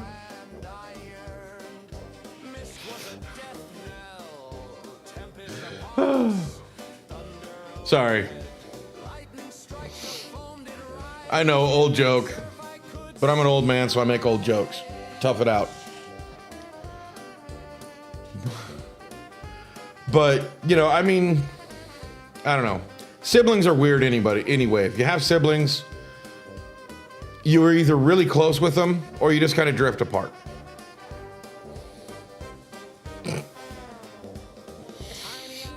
Nice, okay. But, sorry.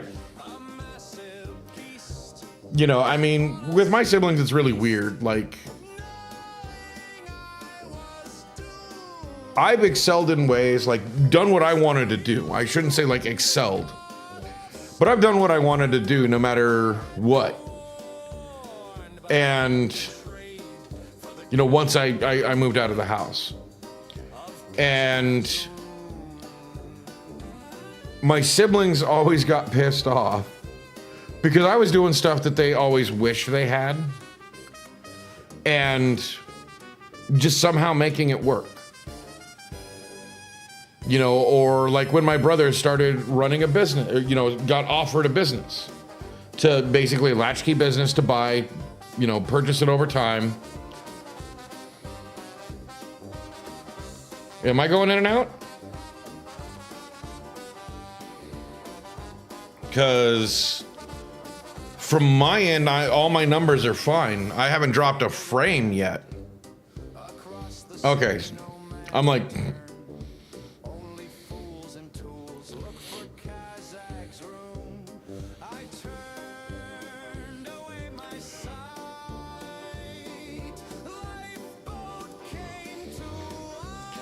If I can figure out how to do it, I just start pausing the stream randomly just to mess with him. But I don't know how to actually pause it. There's either stop or start, and I don't want to mess with that. Just to make it look like I'm freezing. But anyway, you know, like, going into shipping. My brother, my dad both told me I shouldn't do it. I shouldn't do it. No! Don't let it die. I don't know how y'all watch on a phone. I'm sorry. I've got to be tiny. I mean, you can hear me. I mean, it's not like there's a whole lot to watch. But I don't know. Pocket size. So does that mean I'm a pocket monster? Wait. Yeah, that can be taken wrong, but no, that's fine. Does that mean I'm a pocket monster?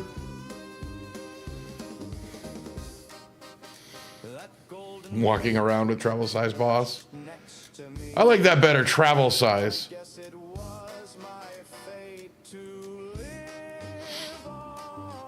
That's funny. Legit. Light. Oh, that's what you meant. So light.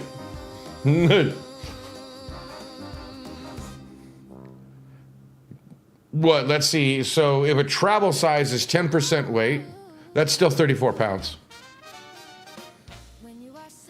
This song is still my ringtone. Ain't you gonna just remember?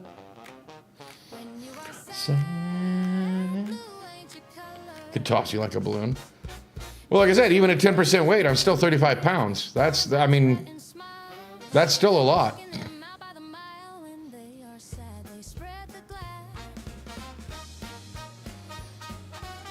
Well, 34 pounds. But, I don't know.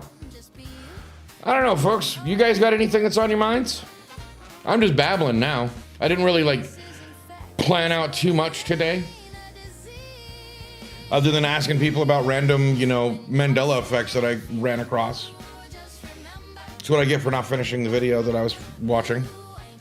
Sobe is the one that kills me, though, because I was addicted to those. And I remember when they were dwindling, like around 2002 to 2005, somewhere in that neighborhood. The military-industrial complex. You really wanted me to start talking about that? Oh, that's too depressing, T-Row. Like, I mean, I love it, but it's too depressing, and it's just like, it's so sad. Because, I mean, you can see the stain since World War II. We just haven't had a decade without war. I mean, and I'm not even sure if we've had 5 consecutive years without war since World War II. In some place or another. And I don't even count the Cold War in that. I'm just talking about actual declared war. Well, okay. We all know it was the Vietnam War, even though it was a police action and until like in the 90s when they finally declared it a war. We had Desert Storm. Well, okay, you had World War II, then you had the Korean War, then you had the Vietnam War, then you had Grenada, you had the Iran was in the 70s, so you had Korea and Vietnam, Iran, Cuba. Well, Cuba was in the 60s. But you see what I mean? Like you start taking it off. We had conflicts in one manner or another, and I don't think there was a consecutive 5 years where we didn't have one. The closest might be between Desert Storm 1 and 2. And I don't know if we had another conflict in between there.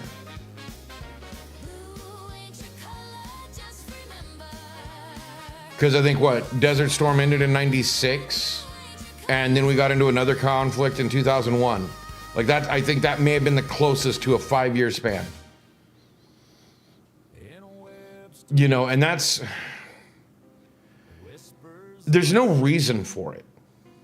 There's no reason for us to keep playing with all these other countries. Like, our government has no right to mess with another country's politics.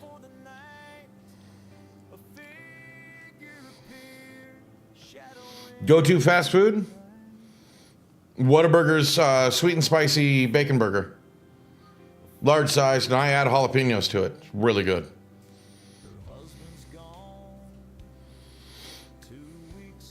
That's my go-to.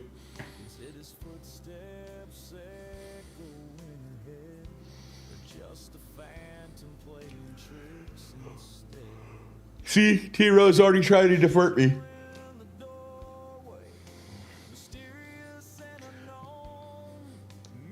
You know, because I already started. I mean, see what you started, T-Ro? See what you started? It's all your fault, man. But, I mean, it. Want to get to know folks better? True. Well, it's like what I did. Oh, you weren't there for that, but I was watching Ghost Stream with.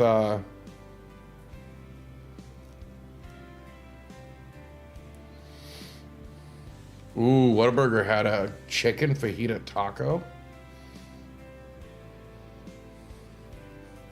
I don't know. I feel kind of bad going to a place called What a Burger and getting chicken. It just doesn't seem right.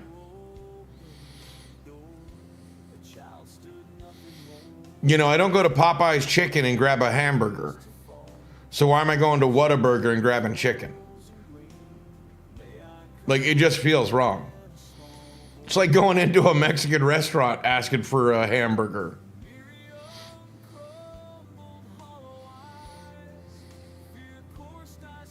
You go to a steakhouse and get a burger. You go to a steakhouse and get a burger. Okay, all right, a steakhouse burger, at least you're still getting beef. I don't know, it's just weird to me, you know, getting, you know, like I said, you know, going to Popeye's Chicken. Like the other day I saw on their sign, because I mean, I literally have one right on the corner of my street, a Popeye's Chicken. And they had like seafood. And I'm like, Popeye's Chicken and seafood, but it is Louisiana chicken, so, and Louisiana knows their seafood. So I can see it. See, that's the thing, like I can see certain things. Like going to a steakhouse and actually getting a chicken sandwich, you know that's gonna be an upscale chicken sandwich. You know, that's the thing is like going to a steakhouse and ordering, you know, meat. You don't go to a steakhouse and say, what's your vegan sampler? You know, what are you doing at a steakhouse if you're going to try and eat vegan? Buying gumbo at McDonald's? Oh. No, thank you. I just won't even go to McDonald's. I had a craving for a double quarter pounder with cheese a few months ago. And went and grabbed it. Ate it. And I felt awful. Like something in there just did not sit right. It didn't taste bad or anything, but it hit my stomach all wrong. And so I just haven't been back. Every time I look at a McDonald's, I remember that feeling. So it's like, I'm not ready to go back yet. Sushi from the gas station. But you never know, Jade. I might end up with superpowers. Superpowers. Because that's how you get superpowers. Or death. Or both.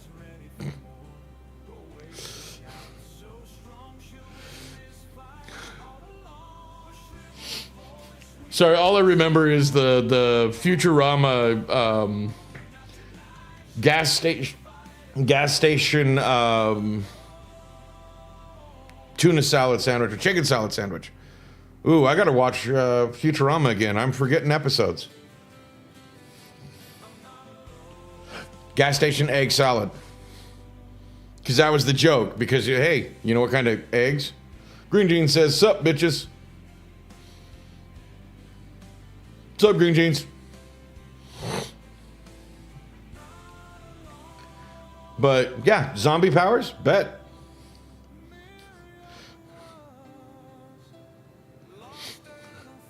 Sorry, to me, like, going to Whataburger and like ordering chicken, which I know they offer chicken. I get it. But it's Whataburger is akin to going to a Asian restaurant and asking what kind of tacos they have. Like, you're just in the wrong place. Go to a Mexican restaurant and ask if they have hot and sour soup?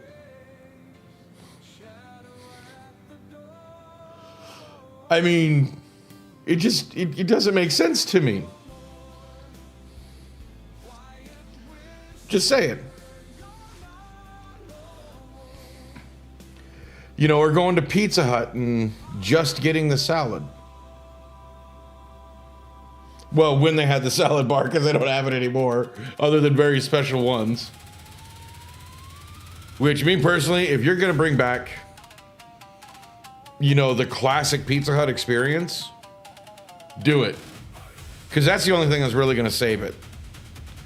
You know, restaurants need to go back to having the unique design. All right, I'm going to be honest. There is nothing Mexican about a Jack in the Box taco. But those damn things are crack. I love those things. I'm not supposed to have any part of them. Because there's soy textured protein in the meat. There's corn in the shell. But my God, I will eat 20 of those suckers. I love their friggin' crack tacos. Now, I haven't had them in years. But, I mean, those things are so good. They shouldn't be.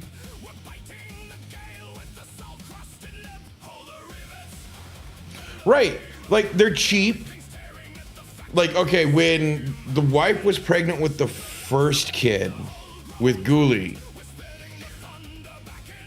we were, like, in between paychecks or...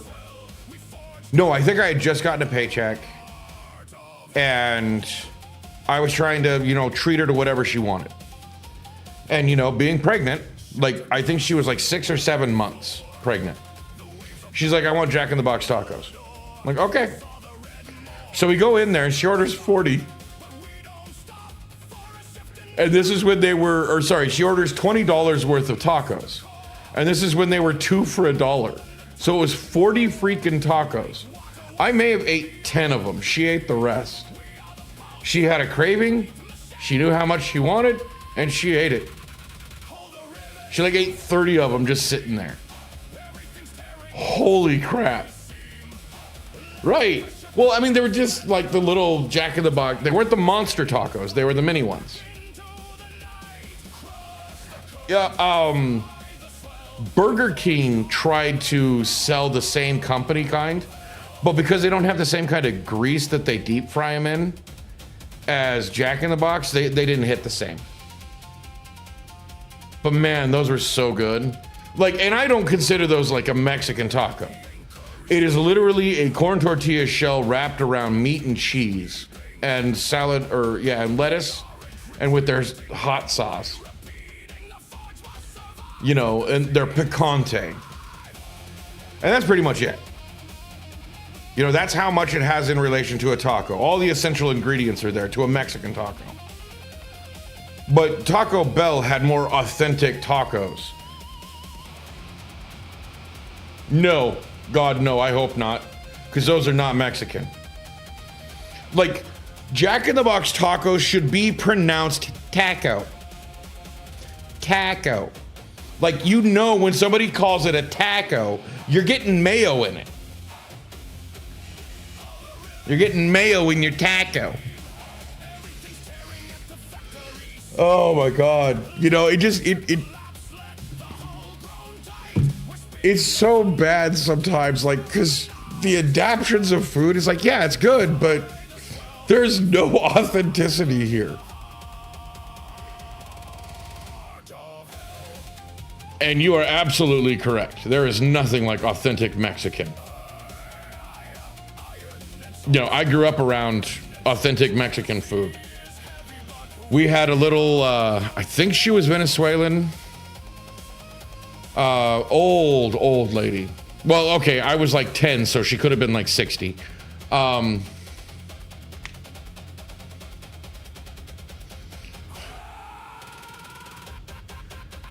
ceviche as cowboy salad, that hurts my soul.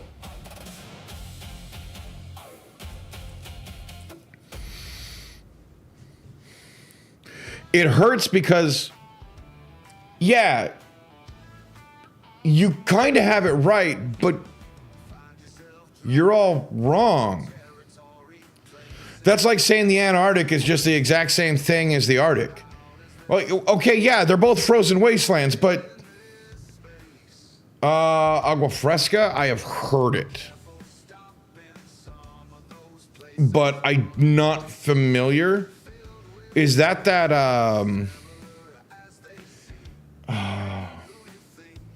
it's like, no,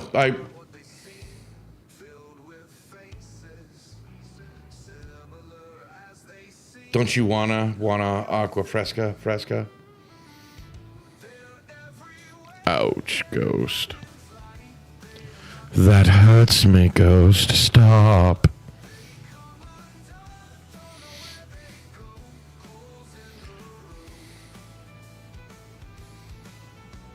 Oh, is that what it is? Agua fresca? Yeah, because, Ghost, you also spelled it wrong, because this is agua fresca. Ooh, I gotta try that sometime. Because that sounds good.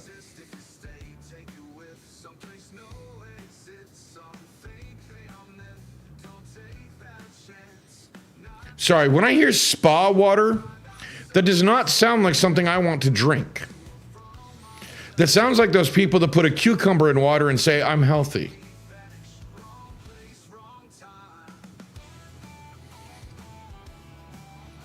You golden Minute Maid for a while?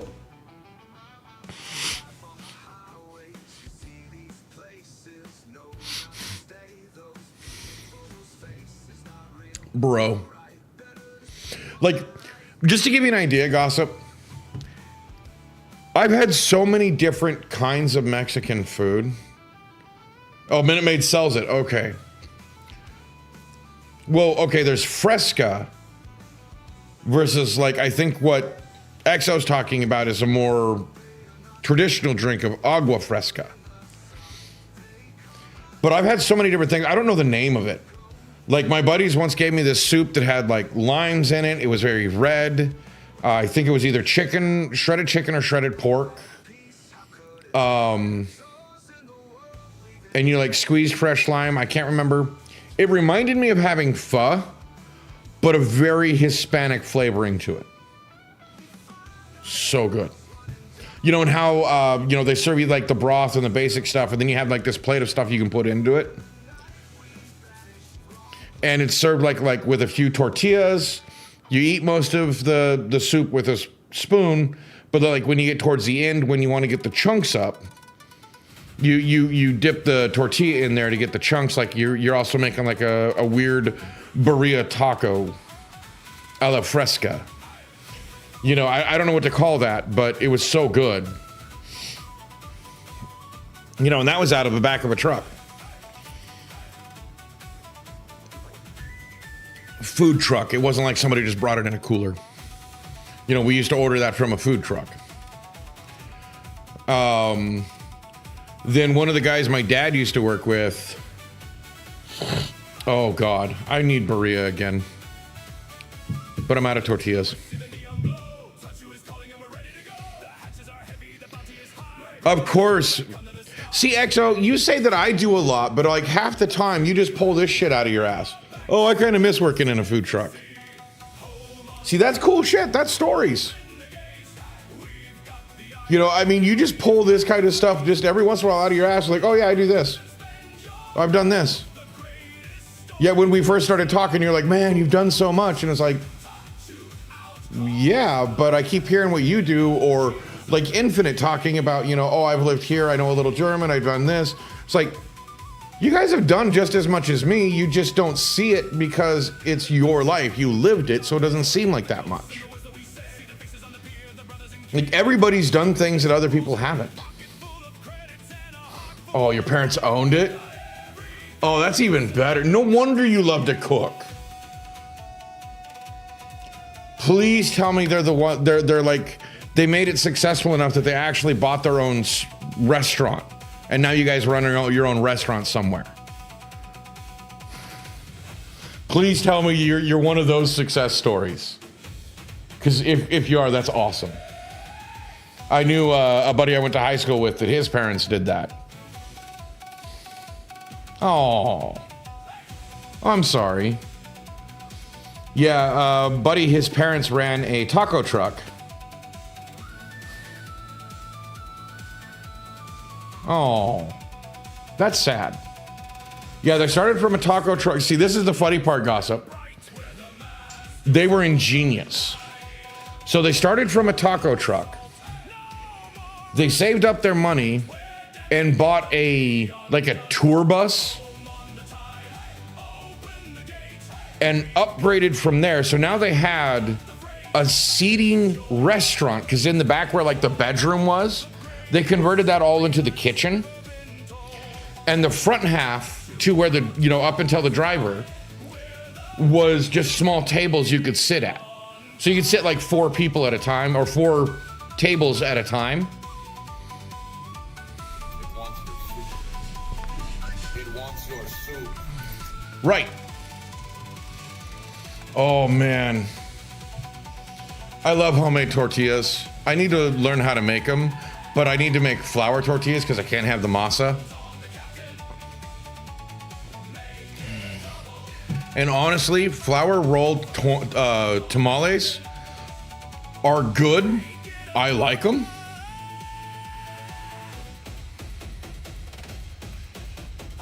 But I know a lot of people see them as sacrilegious.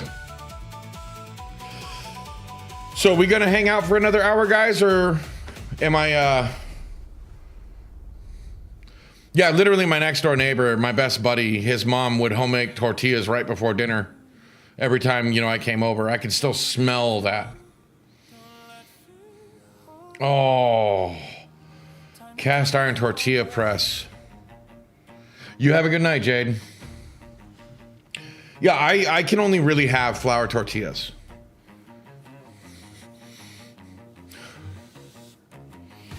But like I said, are you guys gonna stick around for another hour, or am I calling it here? Am I gonna run my ad, or are we calling it?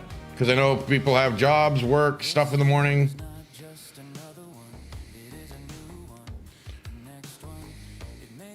You still good, Green Jeans? Okay. Hey, as long as I have at least one person, I'll be back in 5.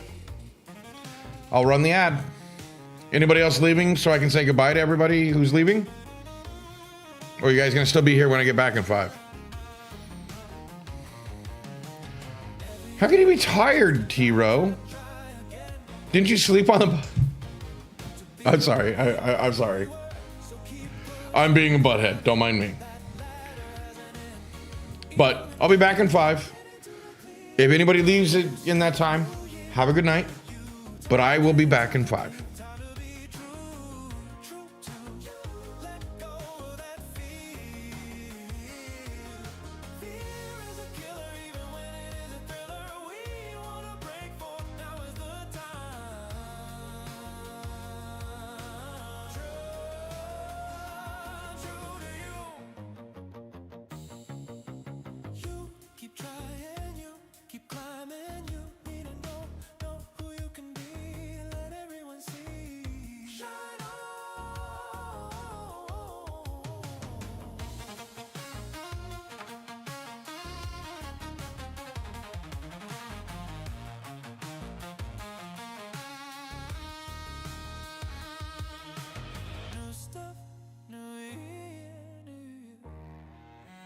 Gotta be true, don't let fear hold you back. Time to take it all back. Does it take to break your mold, the mold you were put in? Reshape what you see, reshape and let everyone see.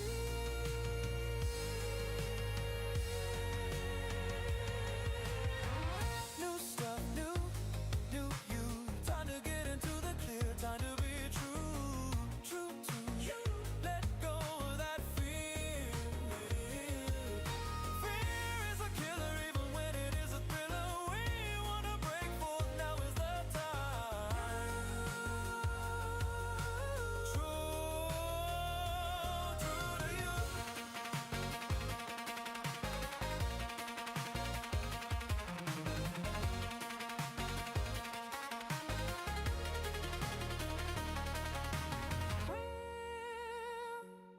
Life gives us a choice. Let others decide for you. Or choose for yourself. Choose who you wanna be. Don't let them hold you back. Don't let you hold you back. One chance, all we got. One life, all we got. Take it, make it your own.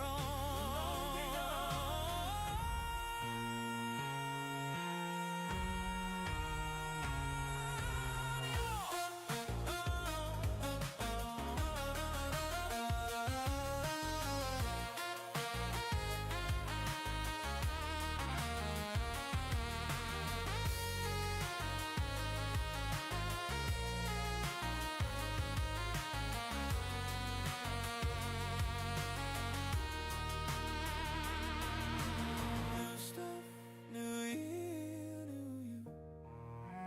Gotta be true, don't let fear hold you back. Time to take it all back.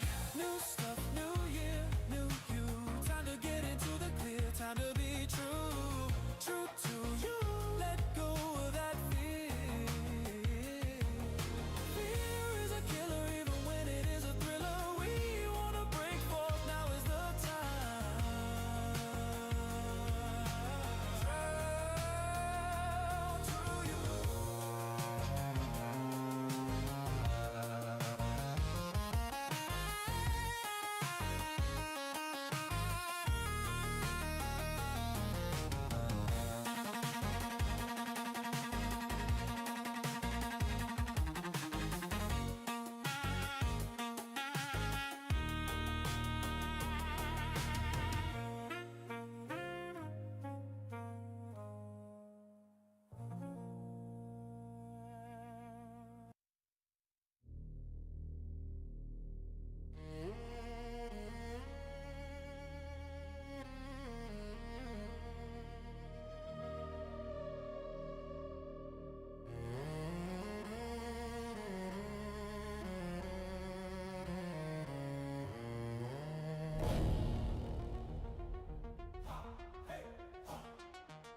Count it in, don't wait.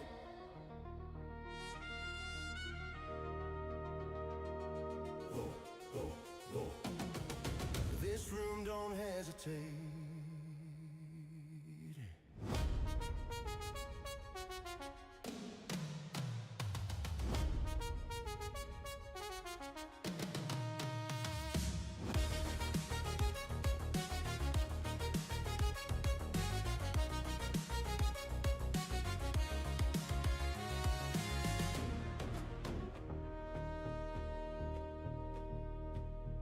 You came in sideways, talking half true.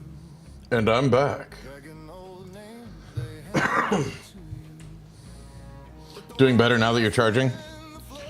And yes, Green Jeans, that mayo in a taco joke was kind of a good joke if people got it. But I wasn't going to explain it. I was just going to let it lie there and let people get it if they wanted to. What? Huh? Yeah. What is it good for? Absolutely nothing.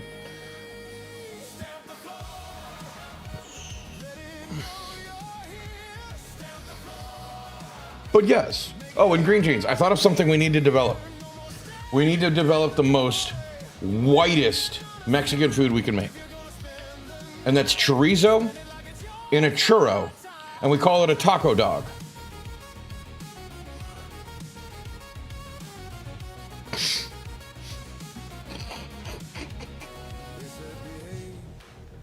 They said comply. They said survive. And that's you. Yeah, true. Well, and I hope I gave you some kind of a break, Hero. And yes, EXO, I am absolutely joking. Do not take me seriously. When it's wearing your skin. Who sets the pace? I hope I helped with that break. And just chillax. You can stand still, or you can choose every second. And just have fun. Goof off. Let it go for a while.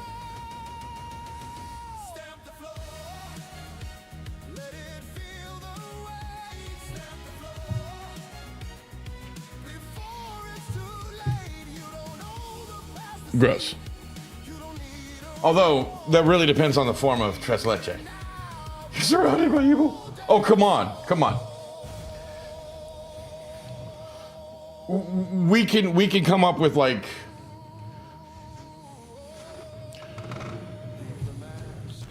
I don't know. There's a lot of ways that, you know... You know what? I can't really think of what's a true, like, American food. Like actual American food that we can, like, say, like, go the other way with it.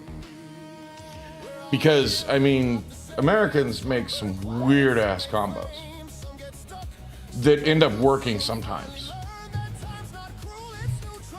Like, I've had sweet forms of mac and cheese. You know, trading out that soft Italian sweet cheese, mixing it with cream cheese.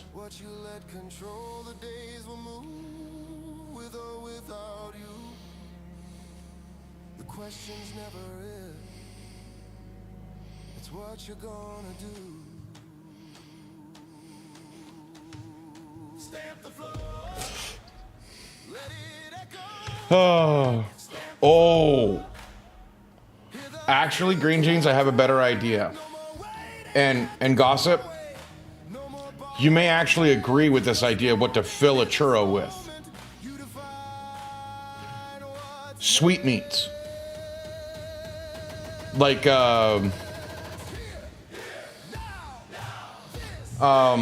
mincemeat.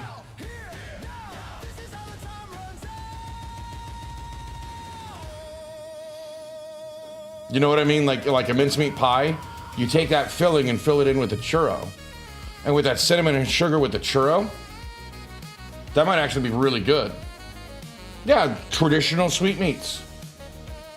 You know, and I mean, I love mincemeat. Please God, don't make it at home. My mom did that once. Like, made actual mincemeat pie from scratch. The smell is awful. I want to know who the hell came up with the idea of making that. Like, you basically just let your meat sit on the back of your stove, boiling, I think it was like 3 days. It's not intentional. Well, exactly, T-Row. But remember, you know, just chill, make your decision.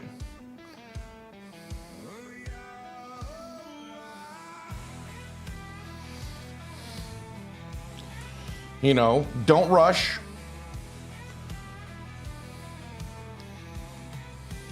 Okay, thank you, Green Jeans, because I was trying to figure out what that was.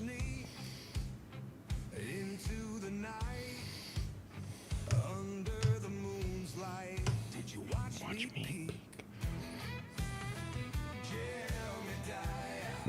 Green Jeans song. Well, the S and the D are right next to each other.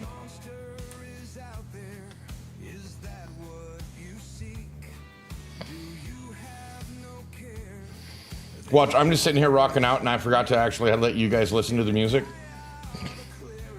Even though my meters are saying that you're listening, that you're able to hear it.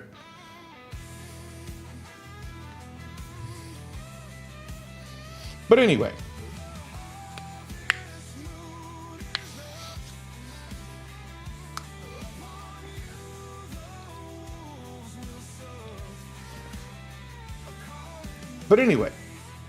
You had your chance. What were we talking about? I lost all track of what we were doing. What were we doing? Who am I?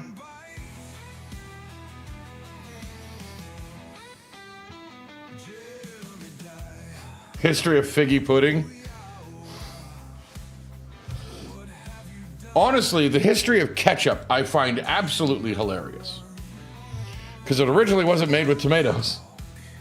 Wasn't it attempt by Europeans to duplicate soy sauce using mushrooms. Like, most people start with the mushrooms, but it actually goes back further. That it was an attempt to duplicate soy sauce, but they tried to use mushrooms and ended up with what they called a brown sauce, which was their ketchup. And when tomatoes were introduced through America, they made in America ketchup to mimic the brown sauce in Britain that was mimicking the soy sauce that they got from Asia.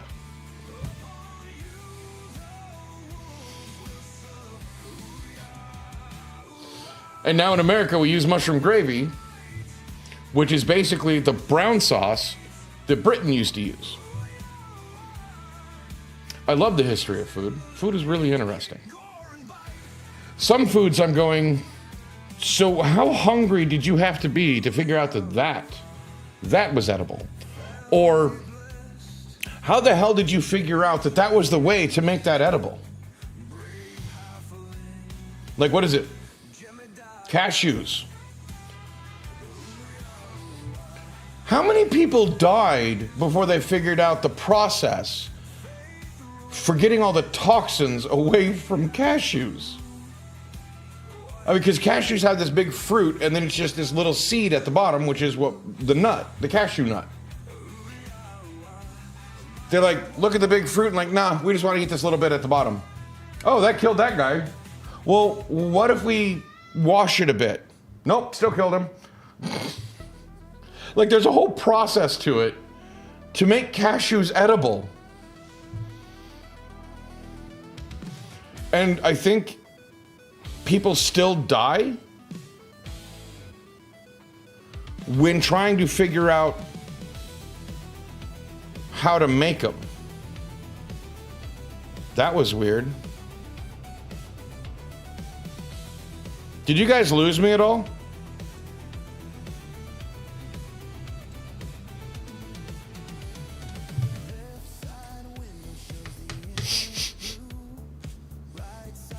Okay, so me doubling up on my firm connection with a Wi-Fi connection just worked. Because for a second, my network card decided, nope, I'm not going to respond. But my Wi-Fi card didn't lose anything, so it just switched over.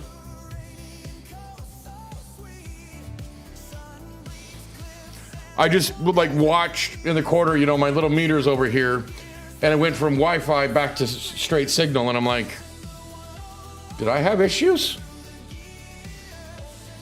But anyway, and yes, EXO, that does sound wrong. But we're gonna let it slide this time. Sorry. I don't know, man. You know, I love talking food, and I love finding out, like who figured out oysters were edible? I mean, can you imagine looking at this weird rock and going, you know, I'll bet if I pry this open, this is gonna be food.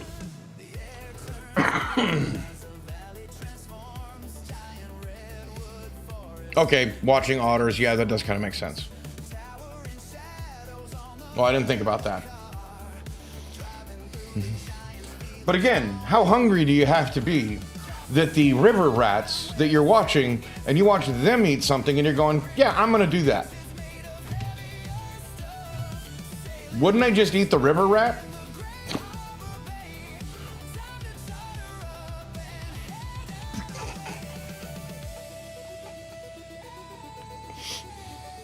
Sorry, river weasel.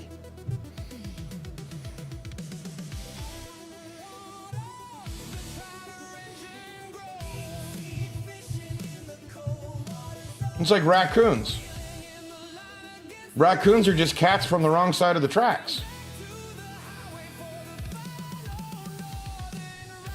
Wasting resources hunting pearls.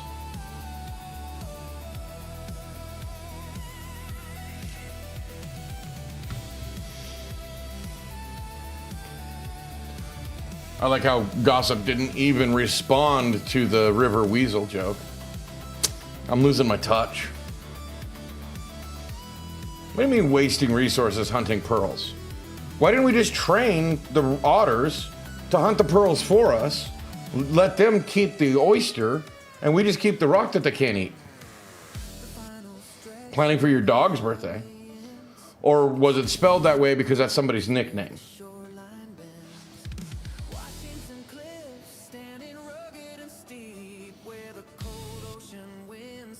Because I've also heard people's nicknames be that. So it's like, is that a person or is that actually your dog? Or wait, watch, I find this out that this is actually your dog's name.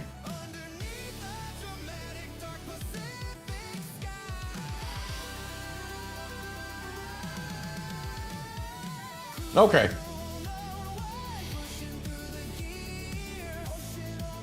You named your dog Dog. That's like my very Scottish friend who named their cat Gatto because they thought it sounded really cool to name their cat Gatto. Okay, that's even funnier. Oh, I thought you were being serious that you named your dog Dog. Okay. Or sorry, you named your dog Dog.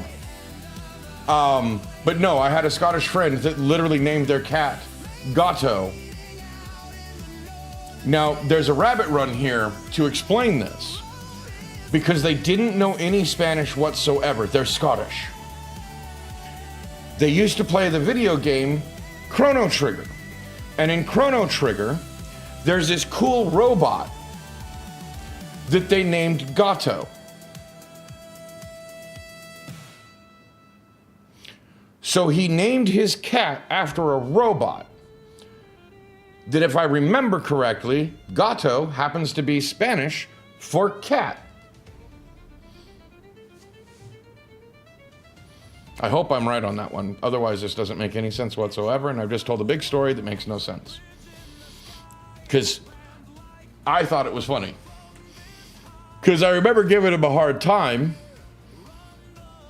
Yeah, like if Gato no longer means, like that would be a Mandela effect for me. If Gato no longer means cat. Because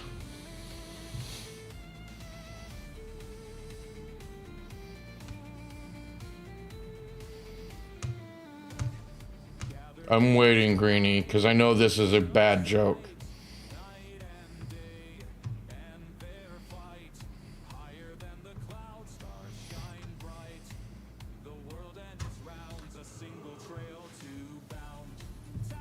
Ugh. I think the last few days is starting to catch up with me.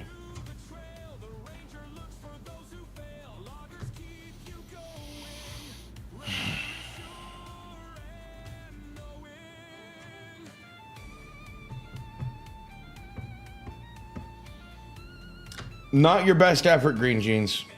I get it, but it's a little esoteric if somebody doesn't read Tolkien. Fool of a took. He took me for a fool.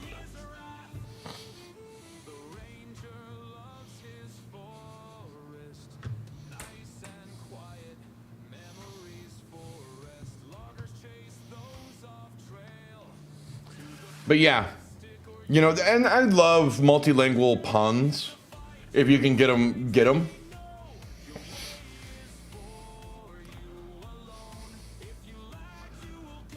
But they're also very hard to pull off. You have a good night, XO. I knew you didn't get it. Meep, meep.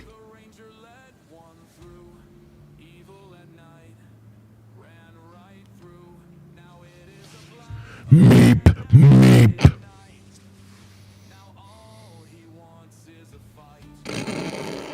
Sorry. But good night anyway, XO. Thanks for popping in. It's been nice. And remember, I will be here tomorrow night. Meep, meep.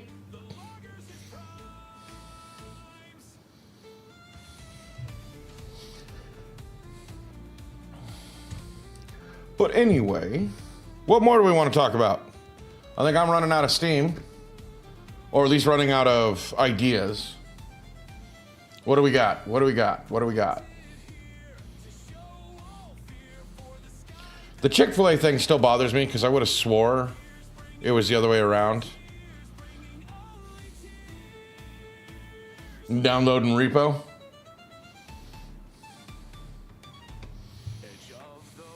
But you're fine. I'm just trying to figure out if there's anything more I have to say. I've only been here for an extra half hour. You know, normally I make it another hour, but I'm running out of things to say. My brain is going. So I'm trying to figure out if anybody else has anything on mind they want to talk about. Well, because if you really want to think about the philosophy of it, Green Jeans, roads never end.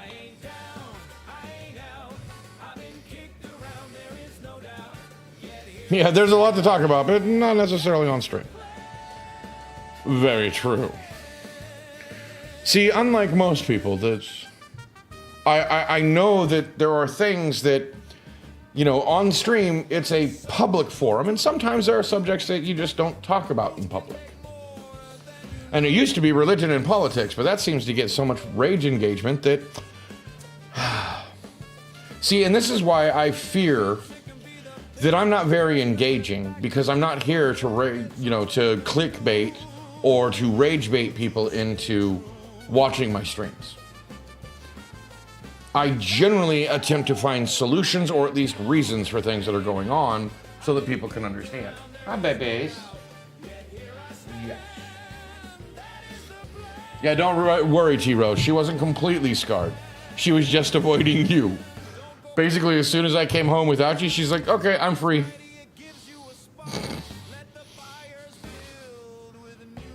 She was scarred by her first owner. Thank God we rescued her. That guy had to be a complete ass. No, I'm telling you, man, you know, it's... I also think the heat was kind of getting to her, so she wanted to find a place where she could be protected, because the hotter it gets, the more shock charge she builds up in her fur, because she has that nice long fur. You know, you remember when I picked her up and brought her to you and you tried to pet her and you shocked her on the nose, which like really offended her? Man, the look she gave you was like, sir, did you have to?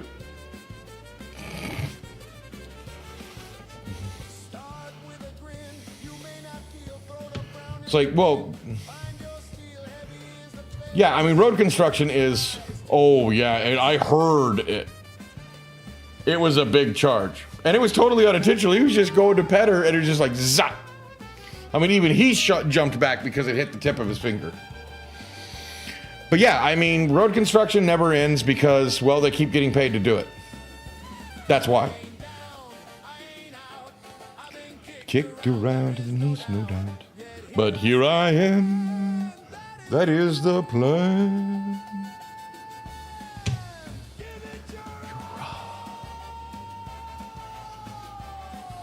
But yeah, you know, I mean, road construction is... Okay, you really want to know the truth of it is because the more you expand roads, right, the more that you induce demands for more roads. Because the bigger and more roads you put out there, the more people start using the roads. So you get more and more traffic, the more roads you have. Otherwise, people find alternate routes or alternate methods of travel. It's one of the big things that people have figured out, that it's counterintuitive. The more you widen a road, the more people use it. So the more traffic you end up having, so the more lanes you need to add, and the more lanes you add, the more traffic you have. Like, you can't win. It doesn't matter how many roads you put out there, they're never going to be enough. It's sad fact of life. You know, what you need to do instead of putting more roads out there is investing in better infrastructure, like mass transit, whether that's a light rail system, whether that's buses, whether that's a lane just completely for self-driving cars, which I think that would be the dumbest one, by the way. Like, there's only one way to make self-driving cars absolutely work. Take the car away from everybody. Nobody can drive, and just self-driving cars work, because then they can communicate with each other. Because then they know exactly what the other car's doing. I mean, that's just being honest. People are too chaotic. We don't know what people are going to do, so that we can't go as efficiently as we would like, because, yeah, let's all carpool. I'm cool with that. I would rather just have a light transit system, a light rail, streetcars. Bring streetcars back. You don't need all of the high-tech self-driving shit with that. You have a pattern of behavior that thing goes. Sure, you might have to walk a little bit here and there to get where you're going, but we all could use a little bit of extra walking in our lives. I mean, and then also think about it. The most popular places where people go, like colleges, hospitals, town hall, is where that's going to be. Yes. Infinite. That was actually the subtext to the whole Roger the Rabbit movie. Like, people completely missed the fact that Roger the Rabbit was all about the death of streetcars. It was legitimately about when we transitioned off of good mass transit and over to private cars. Like, it actually happened. Like, it's insane. It's insane to think about. We had excellent transit, and we could have expanded almost indefinitely. But because General Motors bought up all the transits in LA and then junked them just to force people to buy their cars. You know, and now you still have those people of like, oh, you can't take away my car. That's my personal freedom. You're chained to the car. Your average person uses a car maybe 15 minutes to 45 minutes a day. Out of 24 hours, they use their car maybe 45 minutes on average. Sure, some people it's more, it's less, depending on your transit time. See, I'm really skewing the numbers. I use my car on average once or twice a month. I actually use my car to drive. Normally just sitting in the driveway. I have it for the convenience of having it. I don't actually need it. Well, okay, there are times when I really need it. Like when T-Row was coming to visit, I had to go pick him up. You know, but if we had good mass transit, I could have just taken the mass transit too and just rode back with him. When I lived in Portland, I used the mass transit system there because they had what they called an all-day, all-zone pass. And it was something like not even $10. It was like $2.75 or something like stupid.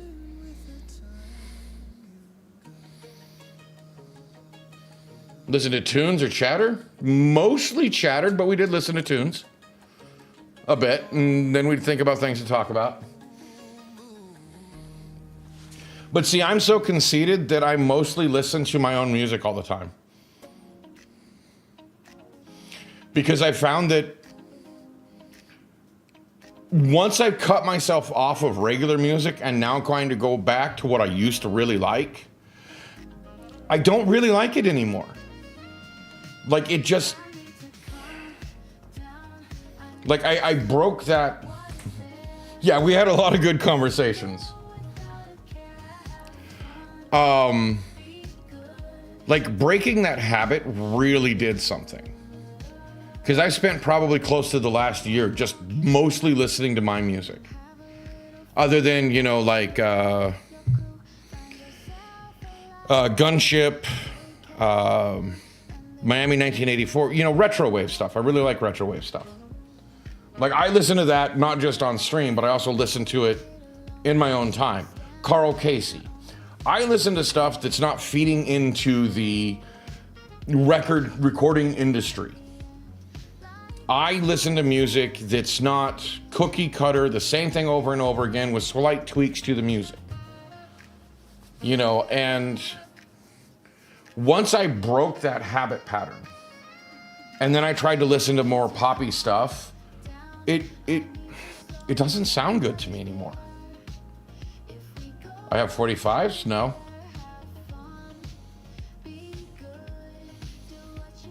Neither the Colt or the record.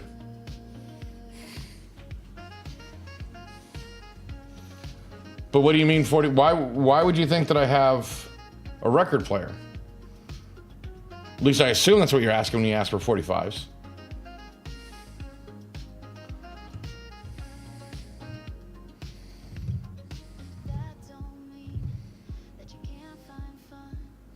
Oh, I'd love to have a record collection. I'd love to, but me personally, I'm not one of those people that think records sound better. To be perfectly honest. Records are dirtier. That's where people think that they sound more authentic. You actually get a lot more dirty noise with them. I prefer analog, but I'm more of a fan of like cassette tapes than I am of vinyl. Because cassette tapes are just as physical and analog as a record player, but cleaner. Because a record player, when you're using it, you're getting more of the ambient sound with it. You're hearing the sound of the studio. And that can make or break a song, and it has nothing to do with the actual song. Whereas like a cassette player, you can isolate the song on the outside of the ambiance, so you're getting the pure music.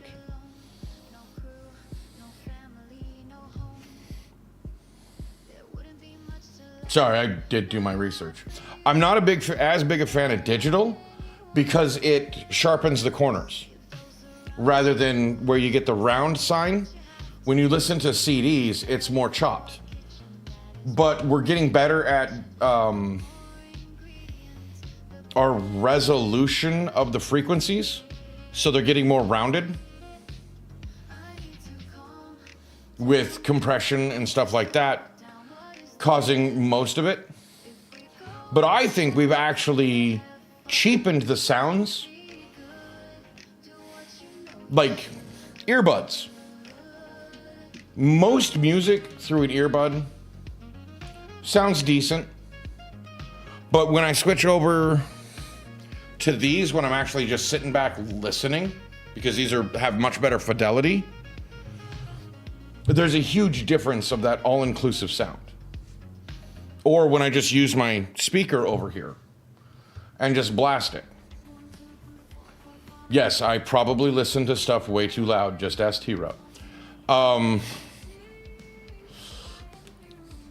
Although I have started quieting down a lot more because the wife doesn't like things super loud. She works in a loud environment and wants it a little bit quieter. But then again, she also doesn't complain at me. I just assume that. Like, she's never said anything. I just make assumptions. And don't get me wrong, records are good. I apologize if I made it sound like I don't think records are good. I think records are better than CDs. But I think people have a overestimation of the fidelity when it comes to records. Because you're not really, there's also a lot of noise in a record. And by noise, I mean false sounds. The very act of you singing causes vibration. But it also causes reflex vibration. So you're getting a secondary ridge or a secondary cut in there because of your reflex. Because the sound bouncing around the studio. So, also remember that That's why people think records have a wholer sound when it's really actually just kind of dirty. In fact, some of the best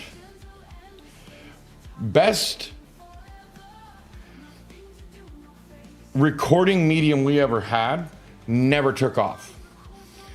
And that was mini discs, which were a hybrid of what we think of as CDs and cassettes. They used a very short wavelength kind of like magnetic laser called a maser.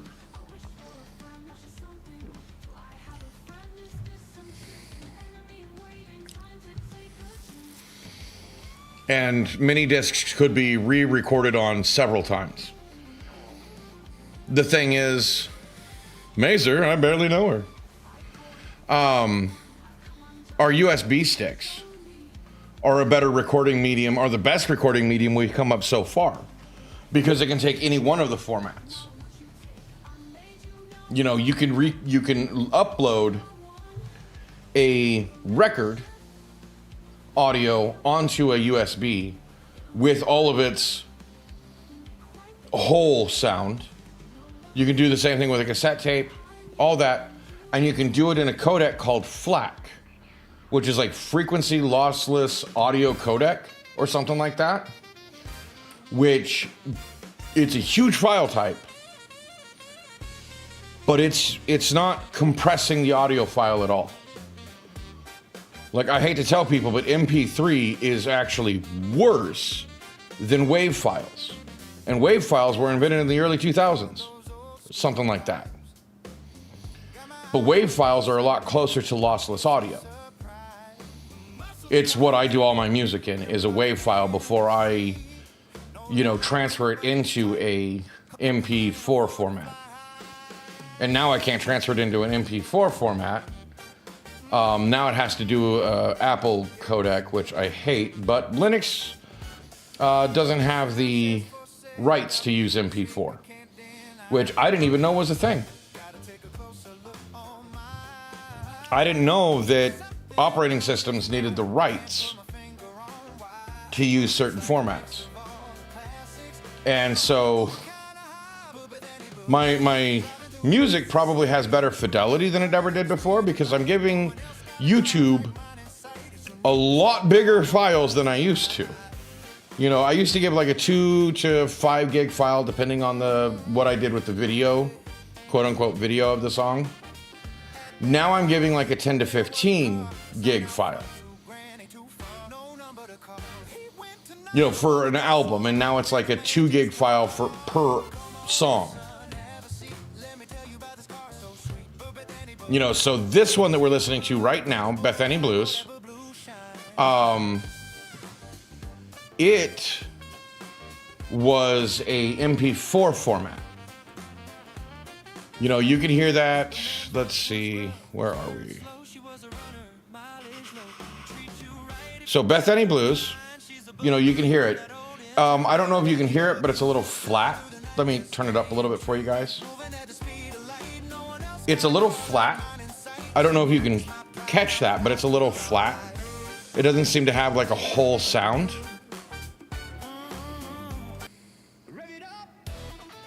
And then you get into like High Noon Raceway.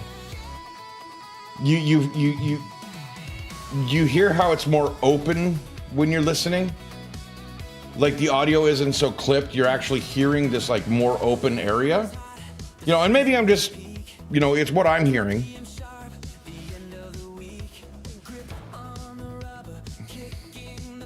I'm hoping that makes sense. They're both still good, but to me, I can definitely tell that there's a lot more information being given to YouTube in this song than the last one.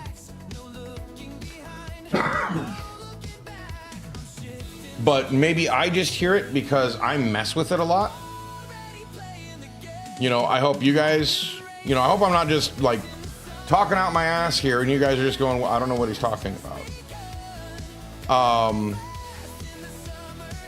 But, ooh, that tickles.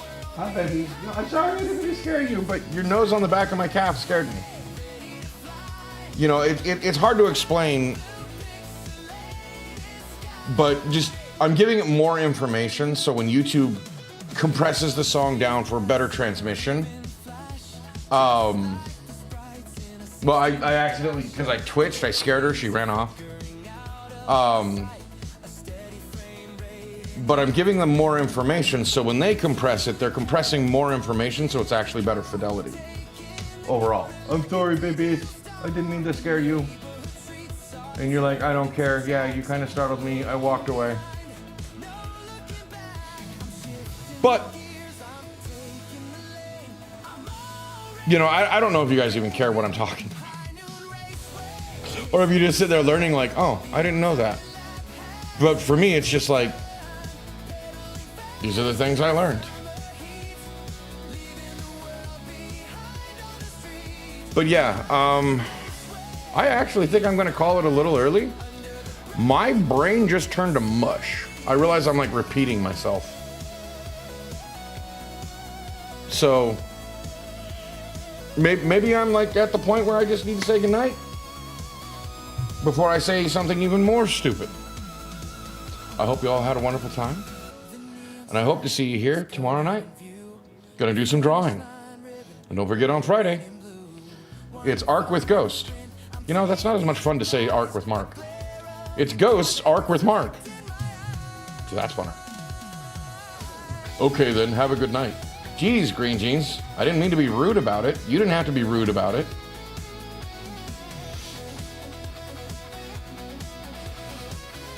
I know that's not what you mean at all.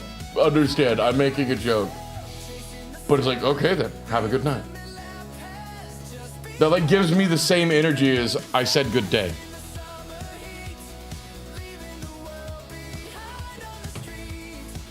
But yeah, anyway, I'll be here tomorrow night, drawing, goofing off, finishing the drawing for Jade. And I don't know how many more I'm gonna make. But anyway, see you then.